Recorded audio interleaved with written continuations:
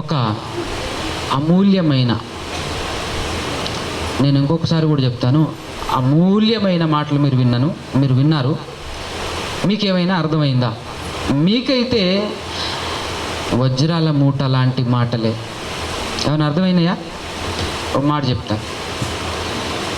ఆడ జన్మెత్తితేనే అదృష్టం అని చెప్పింది అమ్మాయి. నిజమేనంటారా? చెప్పండి ఒకసారి. నిజమేనంటారా? ఏమో ఆ అమ్మాయికి అట్ట అనిపించింది, కానీ మాకైతే అట్టేం లేదయ్యా. రోజు మామూలుగా లేదు పరిస్థితి, మామూలుగా ఉండదు. ఇంటికి వెళ్తే ఏం ఆడ జన్మో ఏమో, ఆడ జన్మెత్తితే అదృష్టం అంటది పిల్ల అని చెప్పేసి అనుకుంటున్నారా? హృదయపూర్వకంగా చెప్పండి. మనం దేవుని సన్నిధానంలో ఉన్నాం కనుక ఎటువంటి కల్మషం లేకుండా, దాపరికాలు లేకుండా, ఓపెన్గా 100% ఆడ జన్మెత్తటం ఎంతో అదృష్టం అన్నవాళ్ళు దేవుడు చూస్తున్నాడు. మళ్ళీ యాక్టింగ్ చేయొద్దు. ఖచ్చితంగా దాన్ని నేను విశ్వసిస్తున్నాను అన్న వాళ్ళు ఎవరన్నా ఎంతమంది? అందరు కళ్ళు మూసుకొని చేతులు ఎత్తు అని చెప్పి ఉంటే బాగుండేది కదా.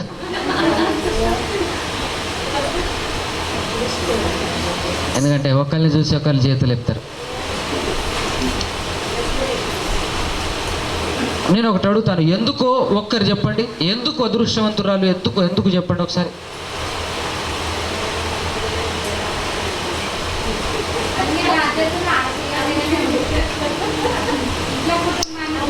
కదా కదా అంటే ఇప్పుడు అక్క ఏం చెప్పింది తెలుసా?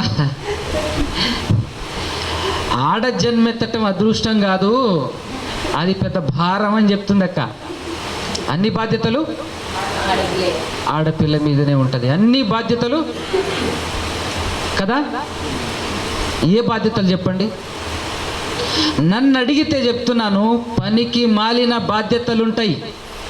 అవునా కదా? ఉపయోగం లేని పనికి మాలిన బాధ్యతలు. అవునా కదా? మీరు ఫీల్ అయినా పర్లేదు, వాస్తవం ఇది కాబట్టి చెప్తున్నా. ఎందుకు పనికి మాలిందన్నాను తెలుసా? ఉన్న బాధ్యతలని లోక సంబంధమైనవిగా, ఒక్కటి కూడా పరమకు చేర్చవుగా. ఎందుకై? ఇప్పుడు చెప్పండి, పనికి మాలినవా కావా? అందుకోసమే చెప్తున్నా. ఒరిజినల్గా 100% మనం ఖచ్చితత్వాన్ని మాట్లాడుకోవాలి అని అనుకుంటే, ఆ అమ్మాయి చెప్పిన దాంట్లో మీరు గ్రహించింది ఎంతో తెలియదు, కానీ స్టార్టింగ్లో ఒక ఎగ్జాంపుల్ చెప్పింది. వజ్రాల మూట ఎత్తకపోతున్నప్పుడు, తీసుకెళ్తున్నప్పుడు మూట బరువై మధ్యలో దించేయాలి అని ఎవరైనా అనుకుంటారా? వజ్రాల విలువ తెలిసిన వాడు అనుకోడు కదా. వజ్రాల విలువ తెలిసినవాడు. ఇప్పుడు రాళ్లలానే ఉంటాయి, మోత బరువునే ఉంటుంది. ఎట్టుంటుంది? ఇప్పుడు రాళ్లే కదా, ఈ వజ్రాలైనా రాళ్లే కదా, మోత బరువు ఏంది ఇది అన్నట్టునే ఉంటుంది మనకు. కానీ దాని వలన ఏమైనా సంపాదించుకోవచ్చు. వజ్రాలు, ఒక్క వజ్రం కరిగిస్తే చాలు, ఎట్టుంటుంది? ఏమైనా చేయొచ్చు కదా భూలోకంలో. అలాగే ఆ వజ్రాల మూట ఎవరో తెలుసా? పెళ్ళి కాకముందు మీ నాన్న, పెళ్ళైన తర్వాత మీ భర్త. ఆ వజ్రాల మూట. ఆ వజ్రాల మూటను మీరు తీసుకెళ్తున్నప్పుడు బరువు అని అనుకొని ఇసిరేశారనుకో, ఏం చేశారు తెలుసా? పరలోకం నాకు వద్దు అని ఇసిరేశారు. పరలోకం మాకు వద్దు అని చెప్పేసి వదిలేశారు అని అర్థం. అవునా కదా? ఇది అర్థమైందా మీకు? మంచి విషయం కదా, మంచి ఎగ్జాంపుల్ కదా. తండ్రి మాట వినని కూతురు పరలోకం వెళ్తుందా? భర్త మాట వినని భార్య పరలోకం వెళ్తుందా? అది అసాధ్యం. అది ఎప్పటికీ సాధ్యం కానిది. అందుకోసమే ఆ ఎగ్జాంపుల్లో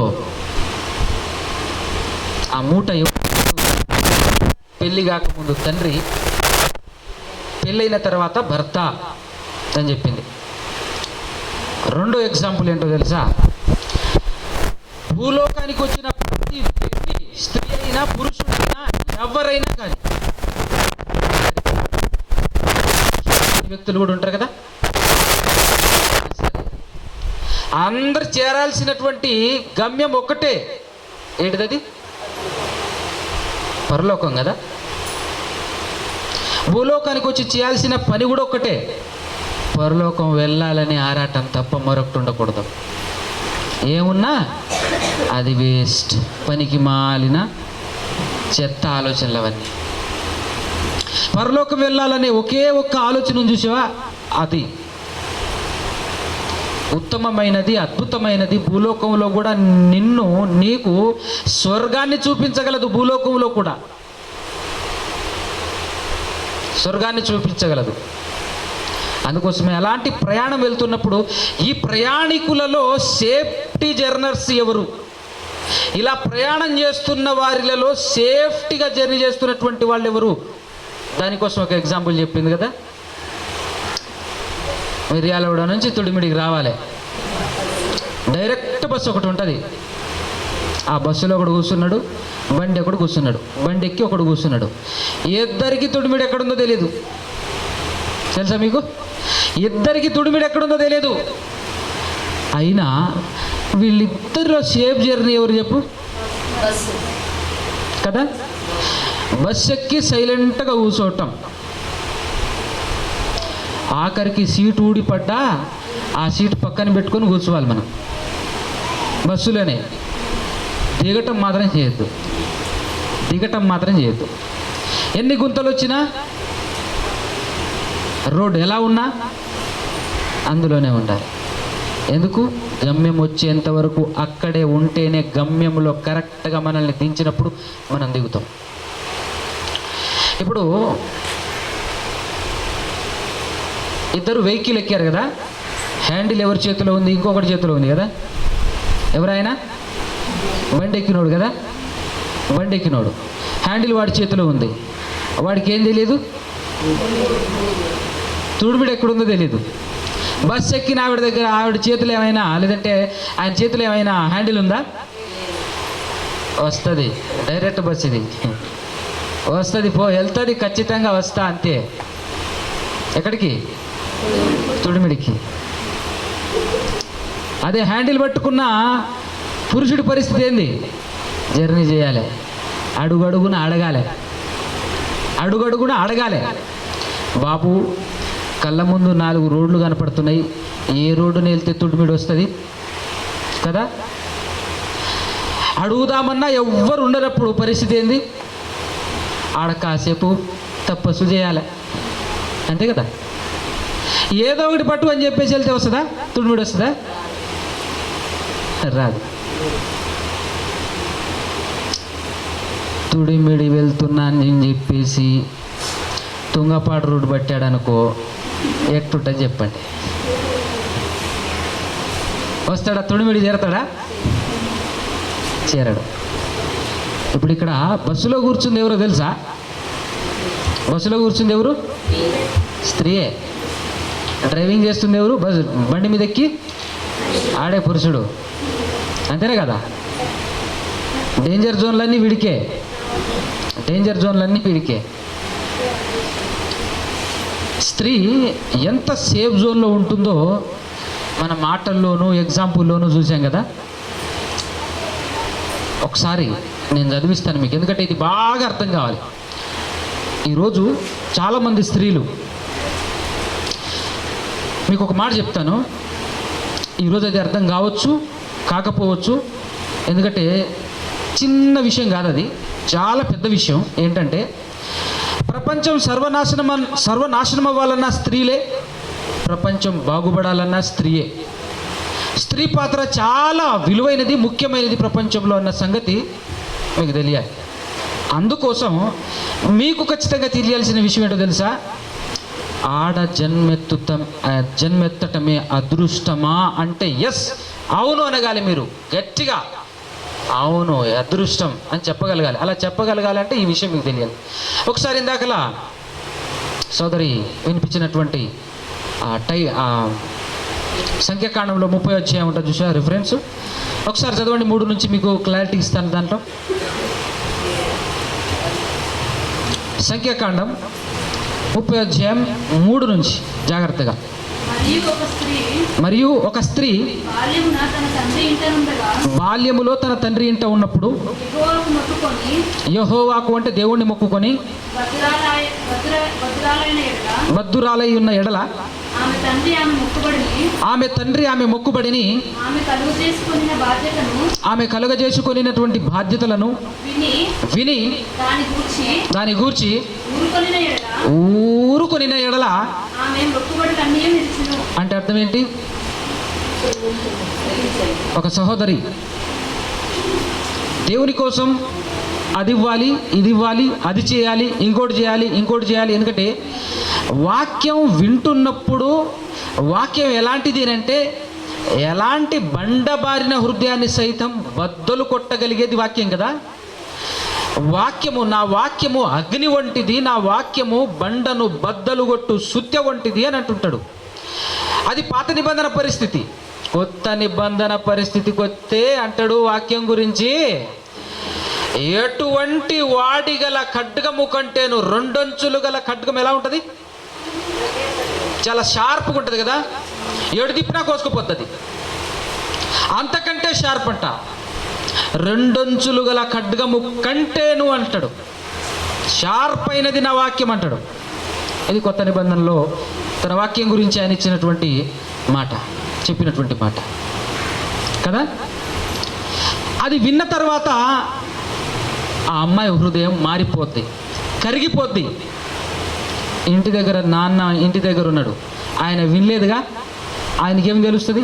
కానీ ఇక్కడికి వచ్చి వింటున్నటువంటి ఆవిడ ఏమనుకుంటుందంటే అస్సలు వదిలిపెట్టద్దు, అయ్యా ఖచ్చితంగా ఈ సువార్త సేవలో నేను ఎంతో కొంత సహాయం చేస్తాను, ఎంతో కొంత ఖచ్చితంగా సహాయపడతానని చెప్పేసి ఒక తీర్మానం చేసుకొని ఇంటికి వెళ్తాడు.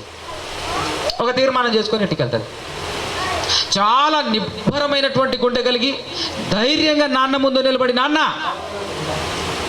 నేను దేవుని సేవ కోసం పలానా ఇవ్వాలనుకున్నాను నాన్న అంటది.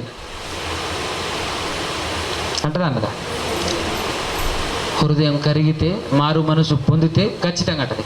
అన్న వెంటనే తండ్రి సైలెంట్గా ఉన్నాడట, ఏమనలేదట. సైలెంట్గా ఉన్నాడంటే అర్థం ఏంటో తెలుసా? మనందరికీ అర్థమవుతుంది. మౌనం అర్ధాంగీకారము అంటారు. అంటే అంగీకరించినట్టే. రైట్, నువ్వు పెట్టుకున్న ఒట్టులు, నువ్వు చేసుకున్న ప్రమాణాలు నీ నెత్తి మీదనే ఉన్నాయి చెల్లి, నువ్వు చేయాలి, నెక్స్ట్ తీర్చాలి. ఎందుకో తెలుసా? నిన్ను రూల్ చేస్తున్న ఆయన, లేదంటే నిన్ను పాలిస్తున్న ఆయన, ఎవరి సంరక్షణలో నువ్వు ఉన్నావో ఆయన దీని గురించి అబ్జెక్షన్ ఇవ్వలేదు. సైలెంట్గా ఉన్నాడంటే పని జరుగుతుంది, నీ మీద ఈ బాధ్యతలు ఉన్నాయి అని బాధ్యత పెడతాడు. తీర్చకపోతే దోషివి, తీర్చకపోతే పాపివి, ఇవ్వకపోతే పాపి, ఖచ్చితంగా పాపి.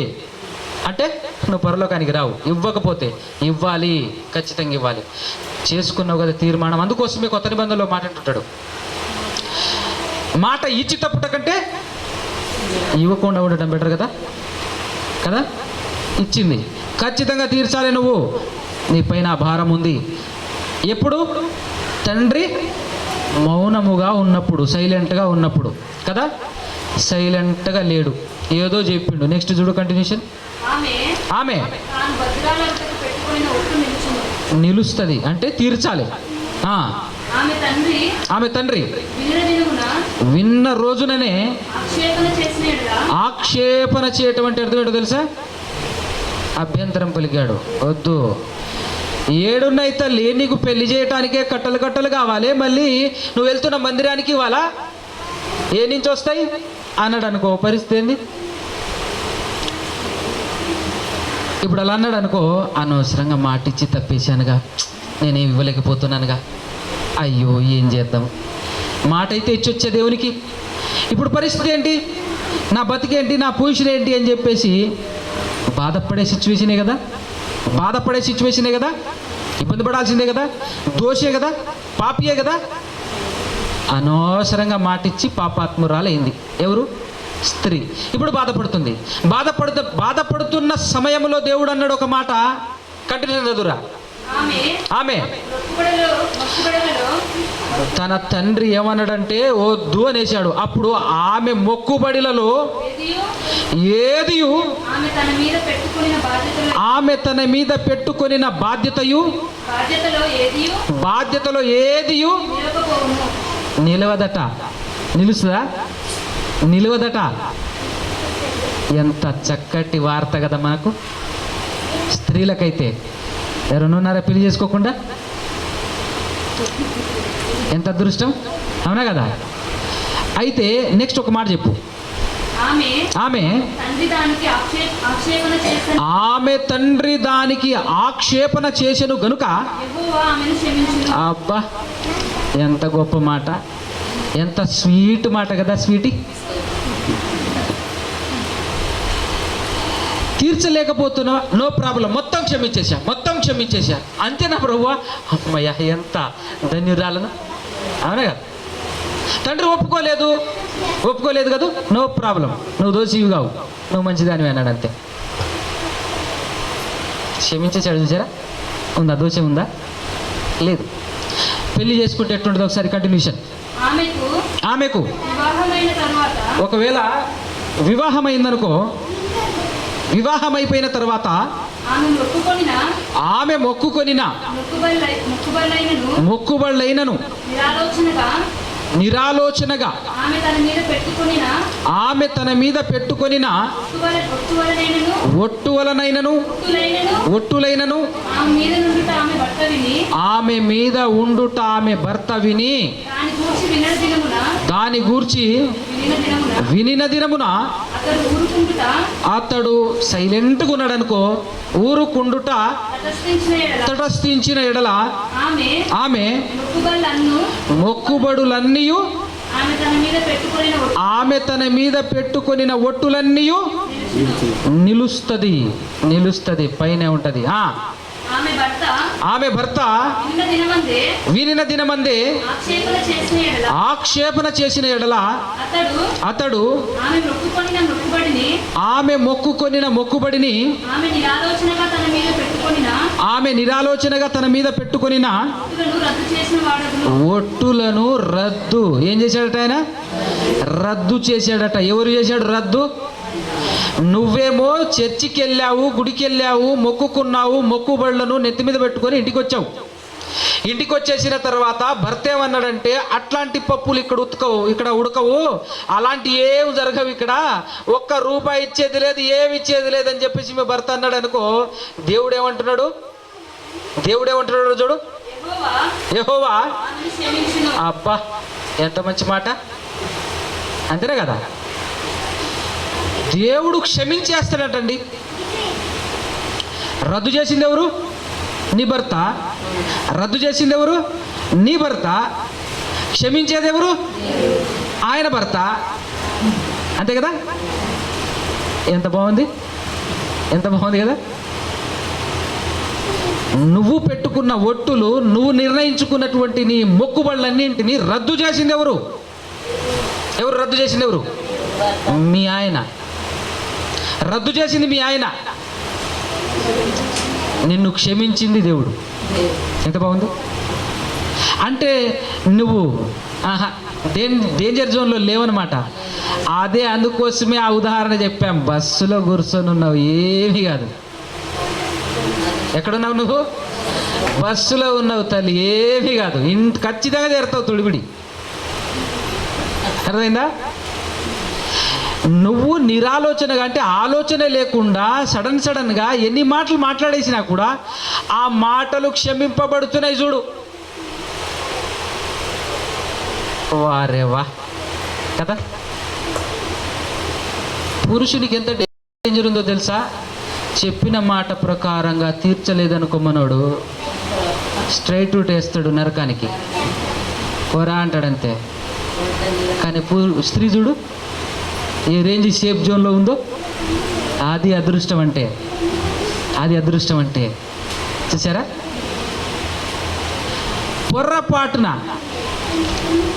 ఊర్లో మన చుట్టుపక్కల అడ్డగోలుగా బతుకుతున్న స్త్రీలు ఎవరైనా కనపడుతుంటారు. భర్తను వదిలేసి, భర్త చచ్చిపోతే భర్తను వదిలేసి అడ్డగోలుగా బతుకుతుంటారు అనమాట. వాళ్ళని చూసేసి ఒకవేళ నీకు ఆశ పుట్టిందనుకో, ఆశ కలిగిందనుకో తల్లి, కొంతమంది కలుగుతుంటుంది. ఏందో ఈ పాడు బతుకు, ఆవిడ చూడు ఎట్ట బతుకుతుండో, ఎట్ట పడితే అట్ట పోతుంది, ఆడికన్నా పోతుంది, ఆడికన్నా వస్తుంది, ఏమైనా చేస్తుంది, ఎటైనా పోతుంది, నా బతుకు చూడు ఎట్టుందో, చి ఏం బతికిది, ఏం చేయాలన్నా ఈయన పర్మిషన్ తీసుకోవాలి, ఈయన వద్దంటే ఇంట్లో కూర్చోవాలి, ఏంది బతుకు. ఆవిడ చూడు అసలు అడ్డు ఆపు ఏమీ లేదు, దర్జాగా తిరుగుతుంది, ఎంత బాగుంది తన బతుకు అనుకుంటుంటాం కదా మనం. ఒకవేళ భర్త లేకపోతే అంటే అర్థం ఏంటో తెలుసా? బస్సులో అయితే కూర్చున్నావు కానీ డ్రైవర్ లేడు తల్లి. అర్థమైందా మీకు? బస్సు ఎక్కి కూర్చున్నావు బాగానే ఉంది, భర్త అక్కడ డ్రైవర్ లేడు. ఇప్పుడేం చేయాలి? హ్యాండిల్ చేతిలో నువ్వు పట్టుకోవాలి. ఇంకా పో, ఇప్పుడు నీకు తెలుసా తుడిమిడి తెలియదు, ఇంక ఆడిపోతావు, ఇంకా తోలు. ఇప్పుడు ఎట్టుంటుంది? ఎంత డేంజర్ చూసారా? భయంకరమైన డేంజరు. అందుకోసమే చెప్తున్నాను. ఈ మాట కూడా ఇందులోనే ఉంటుంది. కంటిన్యూషన్గా ఎక్కడి నుంచి చదవాలంటే 9వ వచనం నుంచి చదవరా బుజ్జి. అదిగో విధవరాలు కానీ, విడనాడబడినది కానీ, తన మీద పెట్టుకొనిన ప్రతి మొక్కుబడి ఉంటదంతే, తీర్చాలి నువ్వు. నో క్షమాపణ, నిన్ను క్షమించేదిలే. ఎందుకు? అది లెక్క డ్రైవర్ లేడు కాబట్టి, నువ్వు డ్రైవింగ్ చేయాలి కాబట్టి. అర్థమైందా? ఎవరన్నా కోరుకుంటున్నారా మా ఆయన చచ్చిపోతే భలే ఉంటుంది అంతే? మేము అలా కోరుకోం, కానీ మీరు కోరుకోరులేండి, కొంతమంది ఉంటారులే. కొంతమంది ఏం చేస్తారు తెలుసా? మా ఆయన చచ్చిపోతే అని అనుకోపోయినా విడాకులు ఇచ్చేస్తే బెటర్ అనుకుంటారు, వదిలేసి ఇడ్స్ పారిపోతే బెటర్ ఏమనుకుంటుంటారు. ఏం ఇడ్స్ పారిపోతారట? బంగారం మూట ఇడ్స్ పారిపోతారట, వజ్రాల మూట ఇడ్స్ పారిపోతారట. ఏమన్నా బుద్ధుందా చెల్లయి, బుద్ధుందా అక్కయ్య?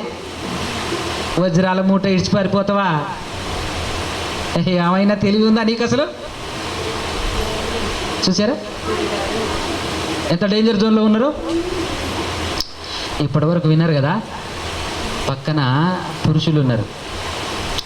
ఓ దేవుడు ఎంత అధికారం ఇచ్చాడు మాకు, ఏమన్నా అధికారం ఇచ్చిందా దేవుడు మాకు? అబ్బా, ఇంత అధికారం ఇచ్చామని ఇంతకుముందు చెప్పలేదేంది ప్రభు? ఇలాంటి వాక్యం ఇంతకుముందు వినలేదేంది మేము? మాకు ఇంత అధికారం ఇచ్చావా?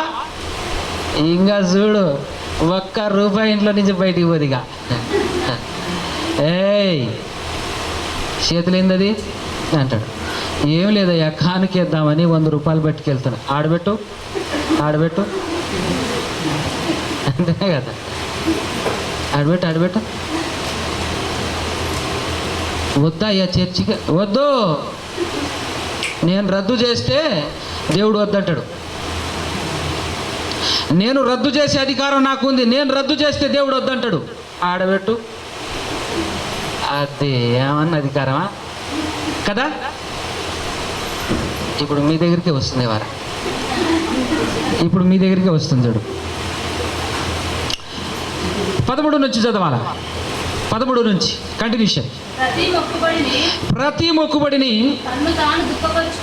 తన్ను తాను దుఃఖపరుచుకొందునని ప్రమాణపూర్వకముగా తన మీద పెట్టుకొనిన ప్రతి బాధ్యతను ఆమె భర్త స్థిరపరచవచ్చును, రద్దు చేయవచ్చును. స్థిరపరచవచ్చును, రద్దు కూడా చేయవచ్చును. స్థిరపరచవచ్చును, రద్దు చేయవచ్చును. ఏమన్నా అధికారమా?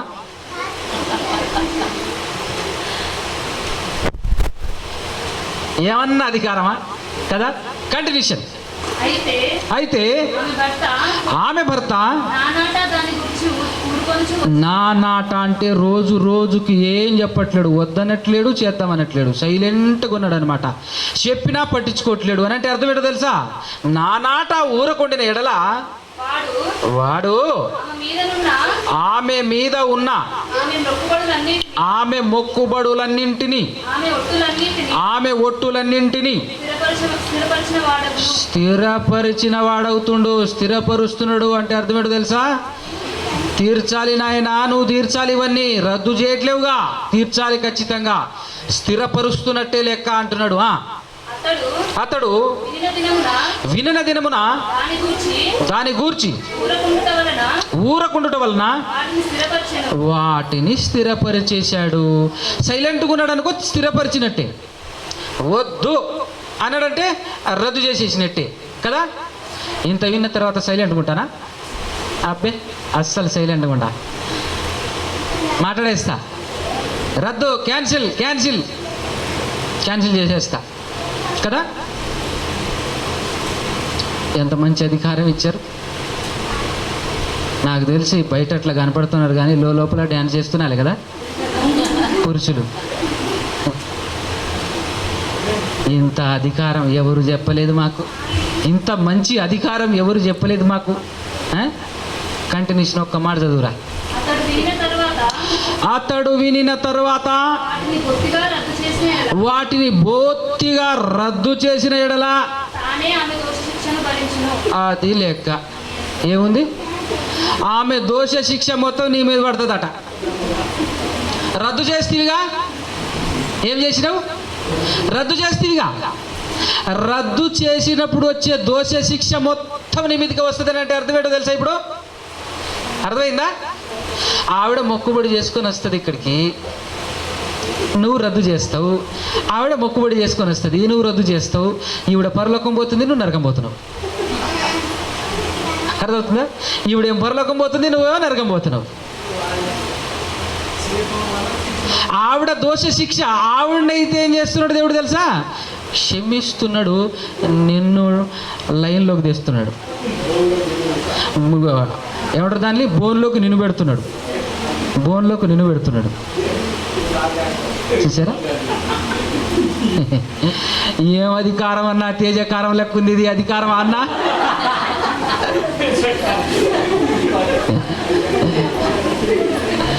అధికారం అధికారం అంటే ఇది అధికారం అన్నా, ఇది ఖచ్చితంగా తేజకారమే అన్నా అనుకుంటారు.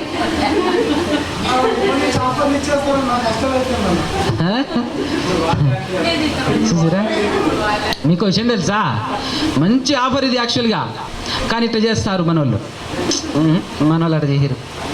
ఎందుకంటే మన దగ్గర ఉన్నటువంటి భర్తలు ఎలా ఉన్నారంటే, ఏమండి ఓ 1000 రూపాయలు ఇస్తానని మొక్కుబడి చేసుకొని వచ్చానండి అని అంటే, మా తల్లి నేను 2000 ఇద్దాం అనుకున్నా, నేను కూడా ఇంకో 1000 ఇస్తా, 2000 ఇచ్చేద్దా పదా అని చెప్పేసి భర్త ఎక్కడంటాడోనని నేనేం చేయలే. మొక్కుబడి ఆడు చేస్తే చేయలేగా, ఏం చేయలే. మనోళ్ళు అంతేనా కదా? కరెంట్ పోయిందంటే నిజమే.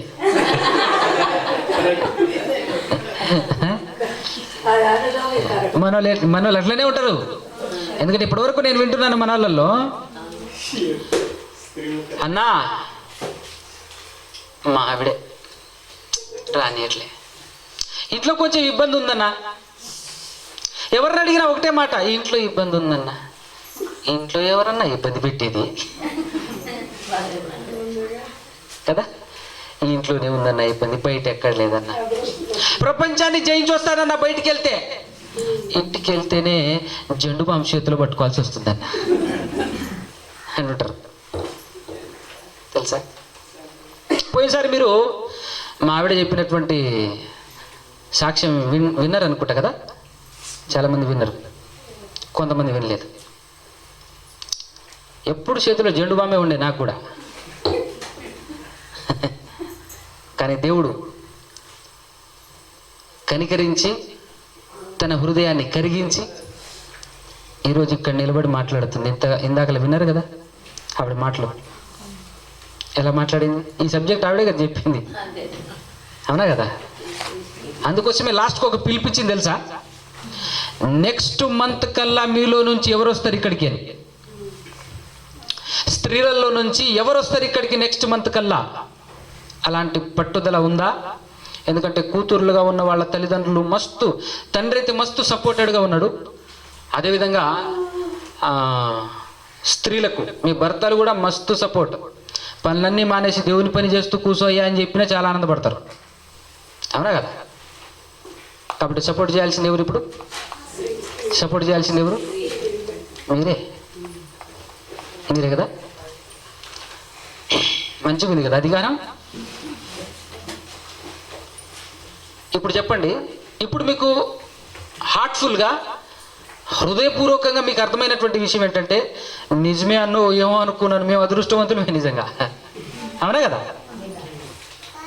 ఎంత అదృష్టవంతులో చెప్పాలంటే ఇంత అంత అని చెప్పలేమన్నా, మొత్తానికైతే ఫుల్ అండ్ ఫుల్ అదృష్టవంతులే మేము అదృష్టవంతులం. ఎందుకో తెలుసా? డ్రైవింగ్ సీట్లో మేము లేవు. ఎక్కడ లేవు? ఆయనే చూసుకుంటాడు. తుడిమిడి వచ్చేంత వరకు నేను కింద వెనకాల సీట్లో కూర్చుంటా. ఏడుంటా? వెనకాల సీట్లో కూర్చుంటా దర్జాగా. మా అంటే కష్టాలంటే ఏమొస్తాయి? ఆడిడ గుంతలు వస్తాయి, ఎగురుస్తే ఏంటి ఎగురుతా అంతే. ఎగిరినా మళ్ళీ సీట్ మీదే కూర్చుంటగా. ఎగిరి కింద అయితే బడా, ఎగిరినా సీట్ మీదే కూర్చుంటా. కాబట్టి నో ప్రాబ్లం. ఎన్ని గుంతలు వచ్చినా ఏం జరిగినా. ఆఖరికి మీకు విషయం తెలుసా, పంచర్ అయినా నాకు డేంజర్ లేదు. అంతేనే కదా? ఆయన చేసుకుంటాడు పంచర్ అయితే కదా. కొంతమంది పంచర్ అయితే వాళ్ళు ఏం చేస్తారు, స్త్రీలు ఏం చేస్తారు తెలుసా? బస్సుకు టైర్ పంచర్ అయితే స్త్రీలు పురుషుని పంచర్ చేస్తారు. నిజం. ఊకోరు అసలు. పంచర్ అంటే ఏదో అనుకోకరు. అప్పులు, డ్రాబ్యాక్స్ ఉంటాయిగా. సమస్యలు ఏమైనా ఉంటే కుటుంబానికి భర్త చూసుకుంటాడు. నీకెందుకు తల్లి? తెచ్చి పెడితే వండి పెట్టు, అంతేనే కదా. చర్చికి రా అన్నప్పుడు చర్చికి వెళ్ళిపోవాలి, అంతేగాని ఈ అప్పులు కూడా నీకెందుకు? ఎవరైనా వచ్చి కాలర్ పట్టుకుంటే మీ ఆయన కాలర్ పట్టుకుంటారు, నీ దాకా వస్తారా? నీకెందుకు ఈ టెన్షన్? అనవసరమైన టెన్షన్. అంటే ఈ టెన్షన్ ఆయనకు లేదా? ఖచ్చితంగా ఉంటుంది. ఆయన కూడా బాధపడుతుంటాడు, ఆయన కూడా ఇబ్బంది పడుతుంటాడు. అప్పులో అడుగుతారు, అక్కడ అప్పు ఉంది, ఇక్కడ అప్పు ఉందని చెప్పేసి ఆ టెన్షన్ ఉండదా? అదే ఎక్కువ అనుకుంటుంటే మళ్ళీ నువ్వు టెన్షన్ పెడితే ఎట్టుండదు చెప్పు? అవునా కదా? నిండుగా బెలూన్లో గాలి ఉంది, మళ్ళా గాలి ఉత్తే ఏమైతే చెప్పు? మరి అదే మరి పంచర్ అంటే నేను చెప్తున్నది. ఆల్రెడీ టెన్షన్లో ఉన్నాడు, మళ్ళీ నువ్వు టెన్షన్ పెడితే పంచర్ అవుతుంది. అరే లైఫే పంచర్ అయి ఉంటే నేను కష్టపడుతుంటే నీకెందుకమ్మా అనవసరంగా? నువ్వు ఉండు, కాస్త ఉండు, నిమ్మలంగా ఉండు అని అంటే అస్సలు ఊకోమ్మను. ఏం చేస్తాను తెలుసా? డబ్బులు కావాలి, మంచి ఇల్లు కట్టుకోవాలి, దర్జాగా బంగ్లా కట్టుకోవాలి. పక్కోడి ఇల్లు చూడెట్టుందో, ఎదుటోళ్ళు ఇల్లు చూడెట్టుందో, గై కావాలి మనకు. పరలోకం పోవాలని లేదు. చక్కగా సీట్లో కూర్చోరాదు. పరలోకం వచ్చేంతవరకు సీట్లో కూర్చోరాదు. సీట్లో చక్కగా కూర్చోక ఏం చూస్తున్నారు తెలుసా? ఈ సీట్కి కలర్ అయ్యి రాదు, ఈ సీట్కి కవర్ అయ్యి రాదు. ఏమో గుంతలు వస్తున్నప్పుడల్లా గుద్దుకుంటుంది, కాస్త మెత్తదే రాదు. మెత్తదే అలా ఉండు. అసలే రోడ్డు తెలియక నేను టెన్షన్ పడుతుంటే అని ఆ స్టీరింగ్ పట్టుకొని ఇబ్బంది పడుతుంటాడు డ్రైవరు, భర్త. ఊకొని అంటే అట్ట కాదని చెప్పేసి వెనకాల నుంచి లాగుతున్నావు, కాలర్ పట్టుకొని వెనకాల నుంచి లాగుతావు. అప్పుడు యాక్సిడెంట్ అవుతుంది. అప్పుడు ఏమవుతుంది? అవునా కదా? నువ్వు వరిసే అరుపులకి ముందు చూడాలా వెనకాల చూడాలా అర్థం కదా ఆయనకు. అర్థం కాక ఏమవుతుంది అని అంటే చిట్ట చివరికి యాక్సిడెంట్ అయ్యి ఇద్దరు కలిసి అడిగిపోతారు, గుంతలు పడతారు. ఆ గుంత ఏమైనా మామూలు గుంత? భూలోకంలో ఉండే గుంత అయితే అనుకోవచ్చు. నరకాగ్ని గుండంలో పడతారు. స్త్రీల కూడిక ఎందుకు పెట్టామో తెలుసు కదా? జ్ఞానం స్త్రీలు నేర్చుకోవాలి మరి ముఖ్యంగానే. ఈ భూలోకంలో మనకున్నదల్లా ఒకే ఒకటి టార్గెట్ ప్రతి ఒక్కడికి ఉండాల్సింది. నువ్వైనా, నేనైనా, మన పిల్లలైనా, ఎవరైనా పరలోకం వెళ్ళాలి. దానికోసం ఏం చేస్తున్నాం? అది మనలో ఉండాల్సినటువంటి కసి, దానికోసం మనం పరిగెత్తాల్సినటువంటి పరుగు పందెం మన ముందుంది. దానికోసం మనం ప్రయాసపడాలి. కానీ ఈ పనికి మాలిన చెత్తంతా మైండ్లో పెట్టుకొని నువ్వు నిద్రపోక నీ భర్త నిద్రపోనీయకుండా ఇబ్బంది పెడుతూ ఏం సాధిద్దామని చెప్పు?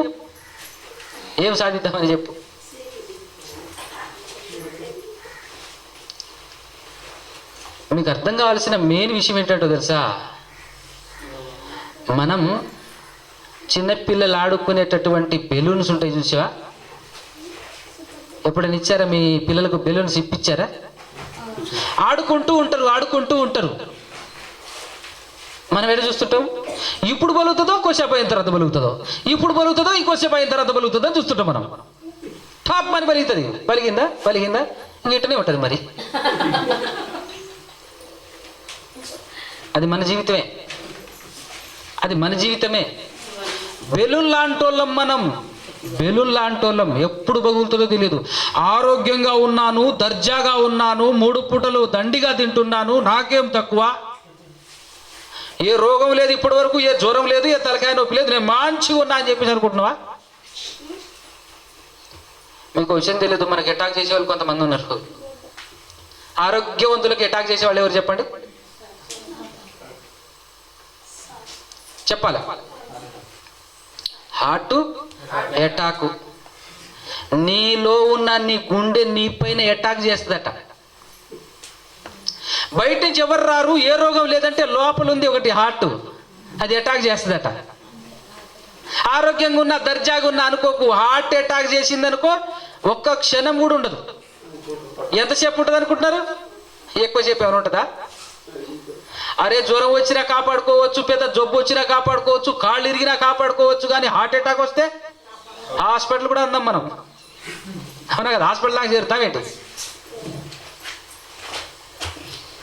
అలాంటి జీవితం, బెలూన్ లాంటి జీవితం అవసరమానికి అని. నువ్వు ఎప్పుడు చస్తావో నీకు తెలియదు, నీకెందుకు బంగ్లా?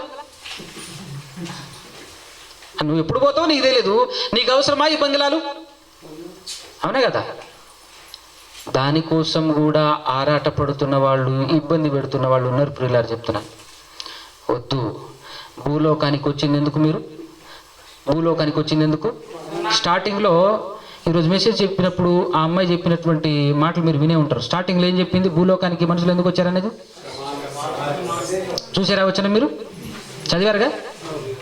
శ్రమను అనుభవపూర్వకంగా తెలుసుకోవటానికి ఇక్కడికి వచ్చారట. మనం మన పిల్లల్ని బడికి ఎందుకు పంపించాం? చదువును నేర్చుకొని వచ్చేసిన తర్వాత జాబ్ చేయాలని, అది లోకంలో ఉండే ప్రతి ఒక్కరికి కాన్సెప్ట్ కదా. జాబ్ దగ్గరికి వెళ్తే జాబ్ ఇస్తా అన్నవాడు ఏం చేస్తాడు తెలుసా? క్వాలిఫికేషన్ అడుగుతాడా లేదా? అయ్యా నేనేం చదవలేదు, 4 సంవత్సరాలు గొర్రెలు కాసినాను, ఇంకో 5 సంవత్సరాలు బర్రెలు కాసినాను, నాకు వస్తుందా జాబ్ అని అంటే ఇస్తాడా? ఇవ్వడుగా. ఎక్స్పీరియన్స్ కావాలి, చదువుకోవాలి. దేవుడు కూడా అయ్యా నాకు సుఖం కావాలి, దేవుని దగ్గరికి వెళ్ళి అడిగేది అదే కదా. మనం యేసుక్రీస్తు ప్రభువారు ఈ లోకానికి వచ్చి చెప్పింది ఏంది? ఏమిస్తానని చెప్పిండు? చదువు ఒక్కసారి. మత్తయి సువార్త 11వ అధ్యాయం చివరి 2 వచనాలు అనుకుంటాను, చదవండి.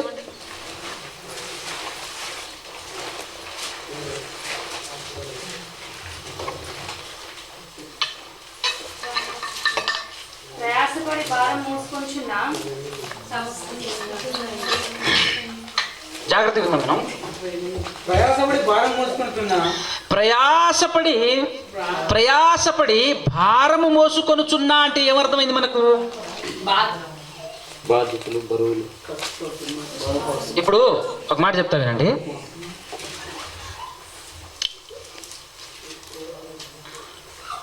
పది ఎకరాలు భూమి ఉండి వ్యవసాయం చేద్దామని చెప్పేసి ఒక కాడి ఎడ్లు కట్టుకొని చిన్న అరకేసుకొని 10 ఎకరాలు సాగు చేద్దామని ఒక అరక స్టార్ట్ చేసినట్టు అవుతుందా? గోస చేస్తున్నాడు, ఇబ్బంది పడుతున్నాడు అనమాట. దేనికోసం ఇబ్బంది పడుతున్నాడు? సాగు చేయటం కోసం. కాన్సన్ట్రేషన్ చేయండి, మెలిక మీకు అర్థం కావాలి. అలా కష్టపడుతున్నప్పుడు ఒక ఆయన వచ్చిండు ట్రాక్టర్ తీసుకొని. ట్రాక్టర్ తీసుకొని వచ్చేసి కీ కీ కీ అని చెప్పేసి హారన్ వేస్తున్నాడు. అప్పుడు చూసిండు ఆయన, ఎవరు? అరక దున్నుతున్నా ఎడ్లతో అరక దున్నుతున్న ఆయన. ప్రయాసపడి భూమి దున్నుతున్న ఓ రైతు పక్కకు రా 2 నిమిషాల్లో దున్నేస్తానడట. ఆహా ఎంత హాయ్ అనుకోడా? ప్రయాసపడి భారము మోసుకొనుచున్న సమస్త జనులారా అంటే సమస్త జనులందరూ దేనికోసం ప్రయాసపడుతున్నారు? విశ్రాంతి కోసమే కదా,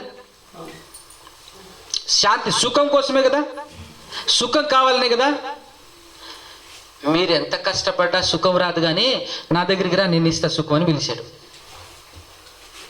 అర్థమైందా? ట్రాక్టర్ వేసుకొని వచ్చింది ఎవరు?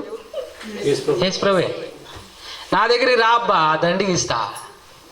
ఒక అరకతో ఏం దున్నుతావు అని నేను దున్నేస్తారా? కంటిన్యూ చేద్దాన్ని. నా యొద్దకు రండి, నేను మీకు సుఖాన్ని ఇస్తాను. నా దగ్గరికి రా, నేను మీకు సుఖాన్ని ఇస్తాను. నేను సాత్వికుడను, దీన మనస్సు గలవాడను గనుక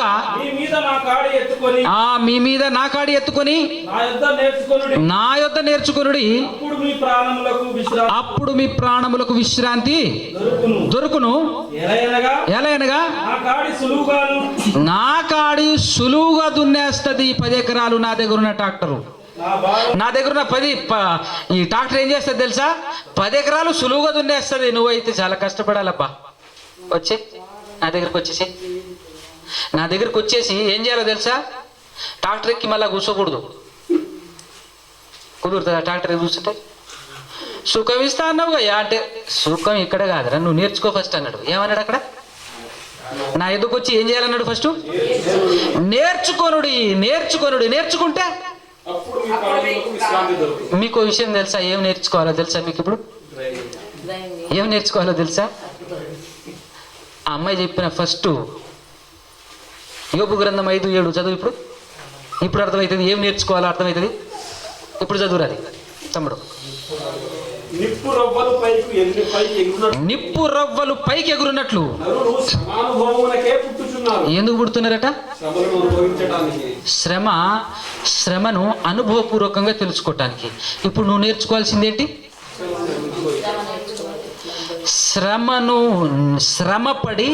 శ్రమలో నుండి శ్రమపడి శ్రమని అనుభవంతో నేర్చుకోవాలి. నువ్వు అనుభవపూర్వకంగా నేర్చుకోవాలి. అసలు యేసుక్రీస్తు దగ్గరికి వస్తేనే ఒళ్ళు జువ్వనాలు తెలుసా? యేసుక్రీస్తు మాట వింటేనే భయం కలగాలి తెలుసా? ఎందుకు? యేసుక్రీస్తు అంటే ఆ పేరుకు అర్థం ఏంటో తెలుసా? యేసుక్రీస్తు అనగానే ప్రతి ఒక్కరికి వినపడేది కనపడేది శిలువ యాతనేగా.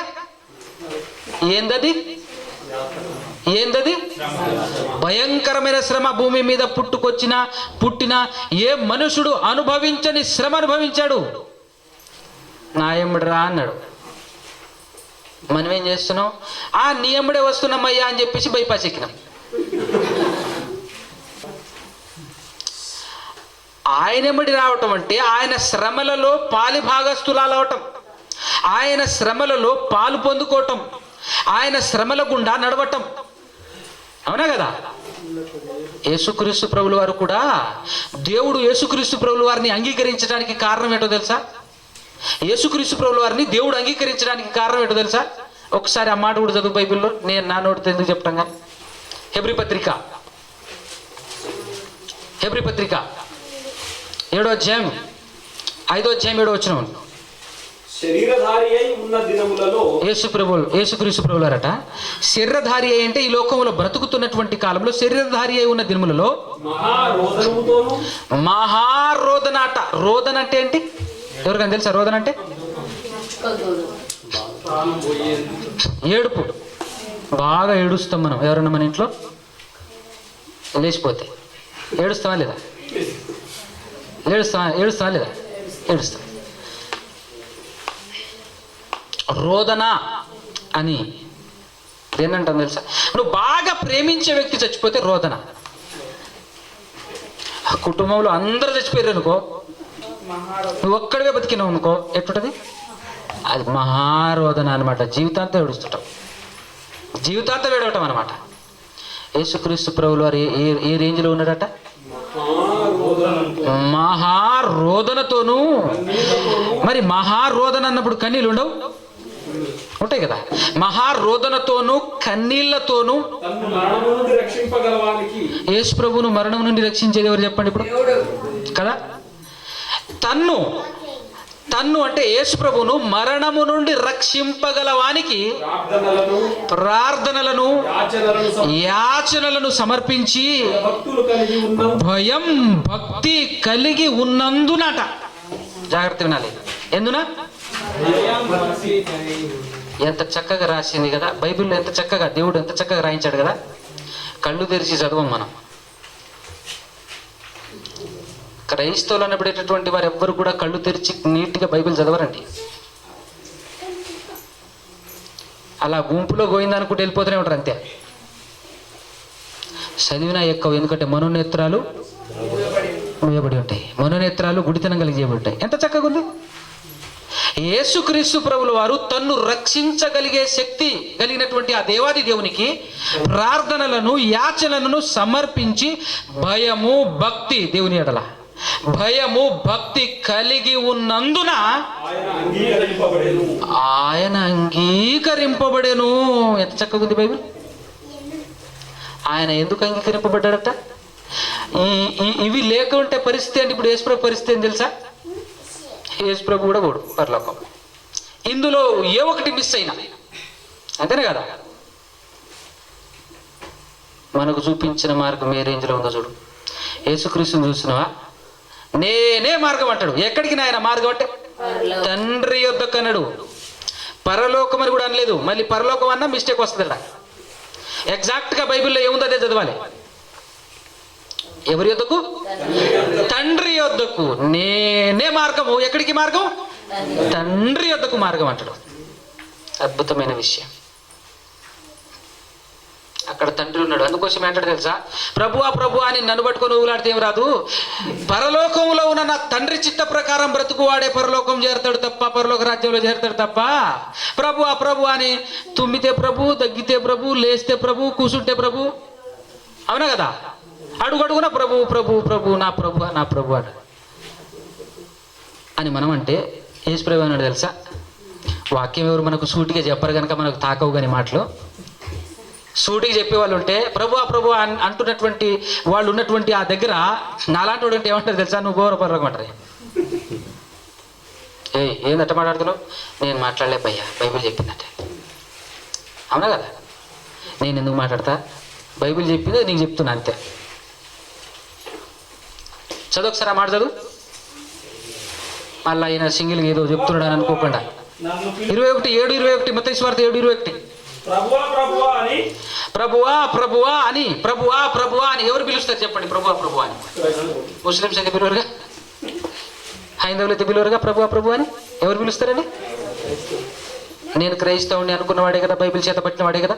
ప్రభువా ప్రభువా ప్రభువా ప్రభు అని పిలిచేది ఆయనే కాబట్టి ఆ కంటిన్యూషన్. నన్ను పిలుచు ప్రతివాడును ప్రవేశింపడు అన్నాడా? ప్రవేశిస్తాడు అన్నాడా? కదా. ఎంత చక్కని మాట. ప్రవేశింపడు గాని పరలోకమందున నా తండ్రి చిత్త ప్రకారము చేయువాడే ప్రవేశిస్తాడు. అందుకోసమే యేసు ప్రభు ఏం చేశాడు? అయ్యా నా అంతట్లేని ఏమీ చేయట్లేని అంటాడు. యోహాను సువార్త 5:30 నుంచి చదివిన మంచి మాట ఉంటుందా? యోహాను సువార్త 5:30 మంచి మాట. నా అంతటా నేనే ఏమీ చేయలేను. ఏమీ చేయలేనంటే అర్థం ఏంటి? జాగ్రత్త వినాలి. ఏమీ చేయలేను అనే దానికి చేయను అనే దానికి చాలా డిఫరెన్స్ ఉంది. బైబిల్ అర్థం కావాలి. అవునా కదా. మనకు బైబిల్ అర్థం కావాలి. ఏమీ చేయను అంటే అర్థం ఏంటో తెలుసా? చేయగలను కానీ ఇప్పుడు చేయను. చేయను అంటే చేయను అని ఉందా? చేయలేను అని ఉందా? కదా. నేనైతే చదవట్లేను, మీరే చదువుతున్నారు. ఏమనుందాడా? చేయలేను అంటే అర్థం ఏంటి? అర్థమేంటి? నా వల్ల కాదని, నా వల్ల కాదని ఆయన అంటాడు. ఎవరు లేకపోతే అది, దేవుడు లేకపోతే నా వల్ల కాదు. నాకు దేవుడు సహాయం ఉంటేనే నేనేమైనా చేస్తా అని చెప్పిన ప్రభువు ఏం చెప్తున్నాడు చూడు. నేను వినినట్లుగా, నేను విన్నా తండ్రి దగ్గర, నేను వినున్నట్లుగా తీర్పు తీర్చుచున్నాను. నన్ను పంపిన వాని చిత్త ప్రకారమే చేయగోరుదును గాని నా ఇష్ట ప్రకారము చేయగోరను. నా ఇష్ట ప్రకారం నేను చేయను అంటే అర్థం కావాలి. నీ ఇష్టం కూడా వేరే ఉందా ప్రభువా? ఉంది, కానీ నేను చేయను. మరి ఇప్పుడు వరకు చేస్తుందంతా ఎవరి చిత్తం, ఎవరి ఇష్టం ప్రభువా? తండ్రి చిత్తం. ఎంత అద్భుతంగా అర్థమవుతుంది బైబిల్. మనోనేత్రాలు వెలిగింపబడి చదివితే, ఆత్మ సాయంతో చదివితే, అవునా కదా? లోకమంతా ఒక రింగులో పడిపోయి ఉంది ఇప్పుడు. ఏ రింగులో తెలుసా? యేసు ప్రభువే దేవుడట. మరి తండ్రి ఏం కావాలి? ఆయన ఇంకొక దేవుడు అంటావా? పరిగెత్తించి కొడుతుంది బైబిల్ ఇద్దరు దేవుళ్ళు అంటే. అవునంటారా కాదంటారా చెప్పండి? మామూలు కూడా కాదు, మళ్ళీ పరిగెత్తించి కొడుతుంది బైబిల్. ఆది కాండం మొదలుకొని ప్రకటన గ్రంథం వరకు ఒక్క చోట ఒక్క మాట కూడా మాట్లాడదు. దేవుడు ఒక్కడే, ఒక్కటే కాదు ఒక్కడే అంటాడు. ఒక్కటే వేరు. మళ్ళీ ఒక్కటే అన్నవనుకో, అందులో యేసు ప్రభువులో లోపల జాయిన్ అవుతాడు, పరిశుద్ధాత్మ జాయిన్ అవుతాడు. ఒక్కటే అంటే, కానీ ఎక్కడ ఒక్కటే అని లేదు, ఒక్కడే అని అంటాడు. పైన యేసు ప్రభు దేవుడు ఒక్కడే అని చెప్తాడు, కింద యేసు ప్రభు ఒక్కడే అంటాడు, ఆ తర్వాత పరిశుద్ధాత్ముడు ఒక్కడే అంటాడు. ఒక్కడే డే. ఎంత పర్టికులర్గా రాయించాడంటే బైబిల్, అంత అద్భుతంగా రాయించాడు బైబిల్. కానీ చేతగాక, చదవటం కోసం కాన్సన్ట్రేషన్ పెట్టక, మనసు పెట్టరు. గుంపులో పోయిందా పద అంతే. అడుగడుగున ఎంత మంచిగా గ్రహించాడు. ఎందుకు యేసు ప్రభు పొజిషన్ ఎక్కడుందో తెలుసా? ఎవరికైనా? ఎవరికి తెలియదు. పైన దేవుడు ఉన్నాడు, దేవుని క్రింద యేసుక్రీస్తు ఉన్నాడు, యేసుక్రీస్తు కింద మనం ఉన్నాం తెలుసా? మనకు పైన యేసు ప్రభు అంటే అటు దేవునికి ఇటు మనుషులకును మధ్యవర్తి ఎవరు? యేసు ప్రభు మధ్యవర్తి. ఆ మాట చదువు ఒకసారి. మొదటి తిమోతి పత్రిక 2వ అధ్యాయం 5వ వచనం చదువు. ఎంతమంది దేవుళ్ళు? జాగ్రత్త వినాలి. ఎంతమంది దేవుళ్ళు? ఒక్కటే అని ఉందా? ఒక్కడే అని ఉందా? దేవుడు ఒక్కడే. ఆ ఒకే ఒక్క దేవుడైన దేవునికి భూమి మీద ఉన్న నరులకును మధ్యవర్తి ఒక్కడే. ఆయన క్రీస్తు యేసు అను. వామ్ము పొరికించుకొని కొడతారు బయటికి వెళ్ళి మనం చెప్తే ఈ మాట. అది బైబిల్లోనే ఉంది. మరి బైబిల్లో ఉన్నది చెప్పినా కూడా ఎంత పొల్యూట్ అయిందంటే క్రైస్తవ్యం ఈరోజు ఒక్కని కళ్ళు తెరవడట్లేదు. బైబిల్ చదవటం కోసం ఎంతో తపస్సు చేయాలి, కష్టపడాలి. ఉట్టినే పైన చదువుకుంటూ పుస్తకాలు చదువుకుంటూ పోతే అస్సలు అర్థం కాదు బైబిల్. ఇక్కడ మొదటి రోజు అనుకుంటాను నేను, బైబిల్ అర్థం కావాలంటే ఏం చేయాలో చెప్పాను. బైబిల్ అర్థం కావాలంటే ఫస్ట్ థింగ్ నువ్వు తెలుసుకోవాల్సిన విషయం ఏంటో తెలుసా? యేసుక్రీస్తు ప్రభుల వారు దేవుడు కాదన్న సంగతి తెలుసుకోవాలి. అది నీకు అర్థం కానన్ని రోజులు నీకు బైబిల్ అర్థం అయితే ఒట్టు చెప్తున్నా. నేను చెప్పింది కాదు ఈ మాట, బైబిల్ చెప్పింది. అంత ఖచ్చితత్వం. బైబిల్ ఎవరికి అర్థం అవుతుంది అన్నప్పుడు బైబిల్ చెప్తుంది. బైబిల్ చెప్పటం కాదండి, యేసుప్రభే చెప్పాడు ఆ మాట. బై కొత్తోళ్ళు కూడా ఉన్నారు కాబట్టి ఆ మాట చదువుతాడు, మంచిగా ఉంటుంది. 7:16 యోహాను సువార్త. బైబిల్ ఎట్ట అర్థమవుతుందో ఒక మాట చెప్తాను, ఒక మాట చూపిస్తాను. బైబిల్ ఎట్ట అర్థమవుతుందో కంటిన్యూషన్. అందుకు యేసు జాగ్రత్త వినండి, ఆ మాట ఎంత బాగుందో వినండి. నేను చేసే బోధ ఏమన్నాడు? నాది కాదన్నాడు. అంటే నిన్ను పంపిన వాడు కూడా ఉన్నాడా ప్రభు? అంటే నువ్వు ఆయన కాదా? మరి కాదనేగా చెప్తున్నా. ఎంత క్లారిటీగా యేసుప్రభు చెప్తుంటే ఈరోజు యేసుప్రభుని అబద్ధికులుగా తయారు చేసేది తెలుసా. ఆయన గొంతు చించుకు చెప్పిండండి, ఒరే బాబు నా మాట ఏంటరా, నేను దేవుని కుమారుడురా, నేను దేవుని కుమారుడురా, నేను దేవుని కుమారుడురా అని చెప్తే ఆ కాలంలో యూదులు దేవుని కుమారుడు అని చెప్పుకున్నందుకు చంపేశారు. ఎందుకు చంపేశారు సార్? యేసుక్రీస్తు నేను దేవుని కుమారుణ్ణి అని చెప్పినందుకు చంపేశారు. ఈరోజు అదే మాట యేసుప్రభు మారాడు కండి, ఎల్లప్పుడు ఒక్కటే రీతిగా ఉంటాడు కదా. యేసుప్రభు మారాడు, ఎందుకంటే ఆయన చెప్పిన మాటలే ఇక్కడ ప్రింట్ అయి ఉంటాయి. ఇవన్నీ మారుతాయా? మనం మారుతాం, కానీ బైబిల్ ఎందుకు మారుతుంది? మారదు. అయ్యే మాటలు బైబిల్లో ఉన్నాయి. ఇప్పుడు యేసు ప్రభు దేవుని కుమారుడు అని ఈరోజు నువ్వు చెప్తే నేను చంపేస్తాను. ఆ రోజు యేసు ప్రభుని చంపింది ఎవరో తెలుసా? అన్యులు కాదు, సొంతోళ్ళు, అంటే బైబిల్ పట్టుకున్నోళ్ళే. బైబిల్ పట్టుకున్నోళ్ళే చంపేశారు. ఎవరిని? యేసు ప్రభుని. ఎందుకు? నేను దేవుని కుమారుడు అన్నందుకు. ఈరోజు నువ్వు చెప్పు ఎవరి కుమారుడు అని యేసు ప్రభు నేను చంపుతారు. ఎవరు చంపుతారు తెలుసా? నేను క్రైస్తవుని అనుకున్న వాళ్ళే చంపుతారు. వామ్మ వామ్మ వామ్మ, మేము దేవుడు అనుకుంటుంటే దేవుని కుమారుడు అంటున్నాడండి ఈడు. ఎట్ట తయారైంది. మళ్ళీ రమ్మంటే వస్తారా? ఇప్పుడు సత్యం వీడు ఉందిరా బాబు రా అంటే వస్తాడా? ఎందుకంటే అసత్యంలో చాలా దూరం వెళ్ళిపోయాడు మనోడు, కొన్ని వందల మైళ్ళ దూరం వెళ్ళిపోయాడు ఆయన. ఇంత దూరం నుంచి మళ్ళీ వస్తాడు, మేము అట్టే పోతాం కానీ నువ్వు అంటాడు అంతే. అవునా కదా? కంప్లీట్గా చదువుతాడు అది. మళ్ళా స్టార్టింగ్ నుంచి. అందుకు యేసు నేను చేసే బోధ నాది కాదు, నన్ను పంపిన వానిది. ఎవడైనను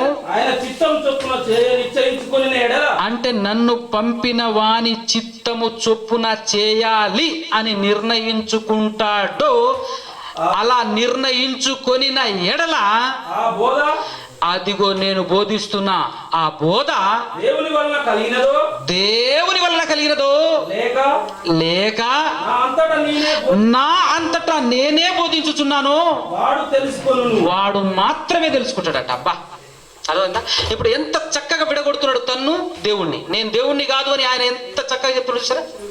యేసు ప్రభు తన నోరారా తాను చెప్పుకున్నాడు, నాయన నేను దేవుణ్ణి కాదురా బాబు, దేవుని బోధ నేను చేస్తున్నాను, ఆయన దగ్గర నుంచి వచ్చిన బోధ నేను చేస్తున్నాను, ఇది నా అంతటి నేను బోధించట్లేదు, దేవుని బోధ నేను బోధిస్తున్నాను.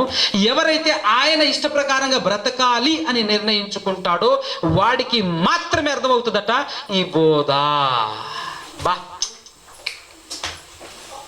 ఎవరు చెప్పారు? నేను చెప్తే అరే భయ్ నువ్వు అబద్ధం చెప్పావు అని చెప్పొచ్చు. చెప్పింది ఎవరు? యేసుక్రీస్తు ప్రభువారు చెప్తున్నమాట. ఏమని చెప్తున్నాడు తెలుసా? ఎవరైతే దేవుని చిత్త ప్రకారముగా దేవుని చిత్తాన్ని జరిగించాలని నడుం కట్టుకొని నిలబడతాడో వాడికి మాత్రమే అర్థమవుతుంది ఈ బోధ నాది కాదు అని అర్థమవుతుంది, నేను దేవుణ్ణి కాదు నేను దేవుని కుమారుణ్ణి అని అర్థమవుతుంది అని చెప్పి చెప్తున్నాడు ఆయన నీట్గా.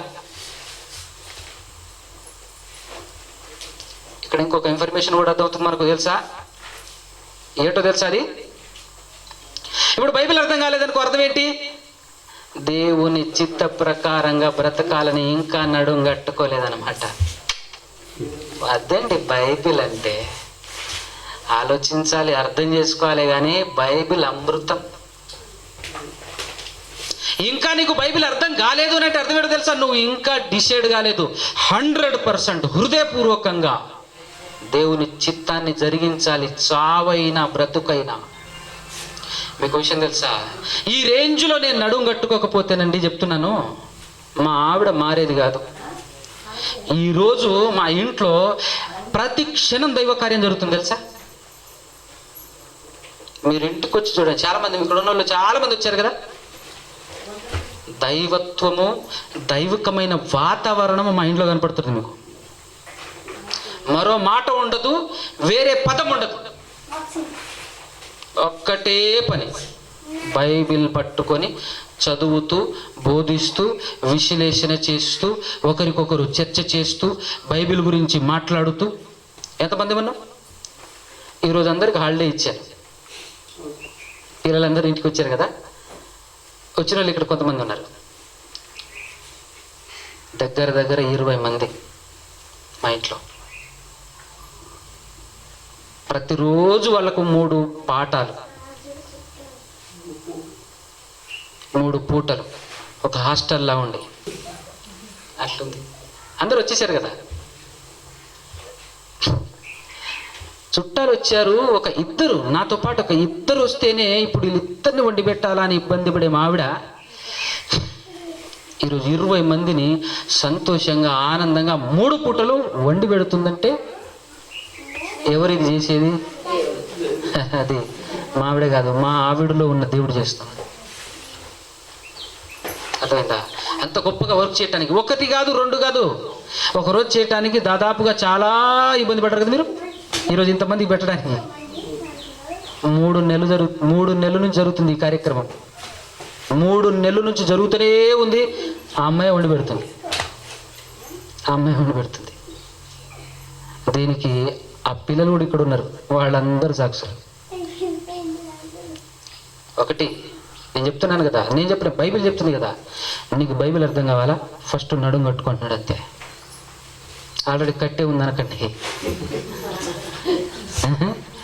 దేనికోసం కట్టుకోవాలన్నాడు? బ్రతికినా చచ్చిపోయినా దేవుని మాట ప్రకారం బతికి చచ్చిపోతాను. దేవుని మాటల ప్రకారంగా బ్రతికి చస్తా, చస్తే చచ్చాను, పరలోకం వెళ్తా. దేవుని పనికై దేవుని కోసమని ఎవరు వెళ్ళాలన్నా, ఎవరు దేవుని పని చేయాలన్నా వాళ్ళందరికీ సపోర్ట్ ఇవ్వండి. మీరు కూడా సహాయం చేయండి, మీరు కూడా నిలబడండి దేవుని పని కోసం. బోధ అర్థమవుతుంది ఎంత అమృతంగా ఉంటుందో, ఎంత అద్భుతంగా అవుతుంది, ఎంత అద్భుతంగా ఉంటుందో మీకు అర్థమవుతుంది. అవునా కదా? కాబట్టి యేసుక్రీస్తు ప్రభుల వారి గురించి మాట్లాడటం మొదలు పెడితే రోజులు సరిపోవు. ఎందుకంటే మనందరికంటే గొప్పవాడు ఆయన, మనందరికంటే గొప్పవాడు. తెలుసా?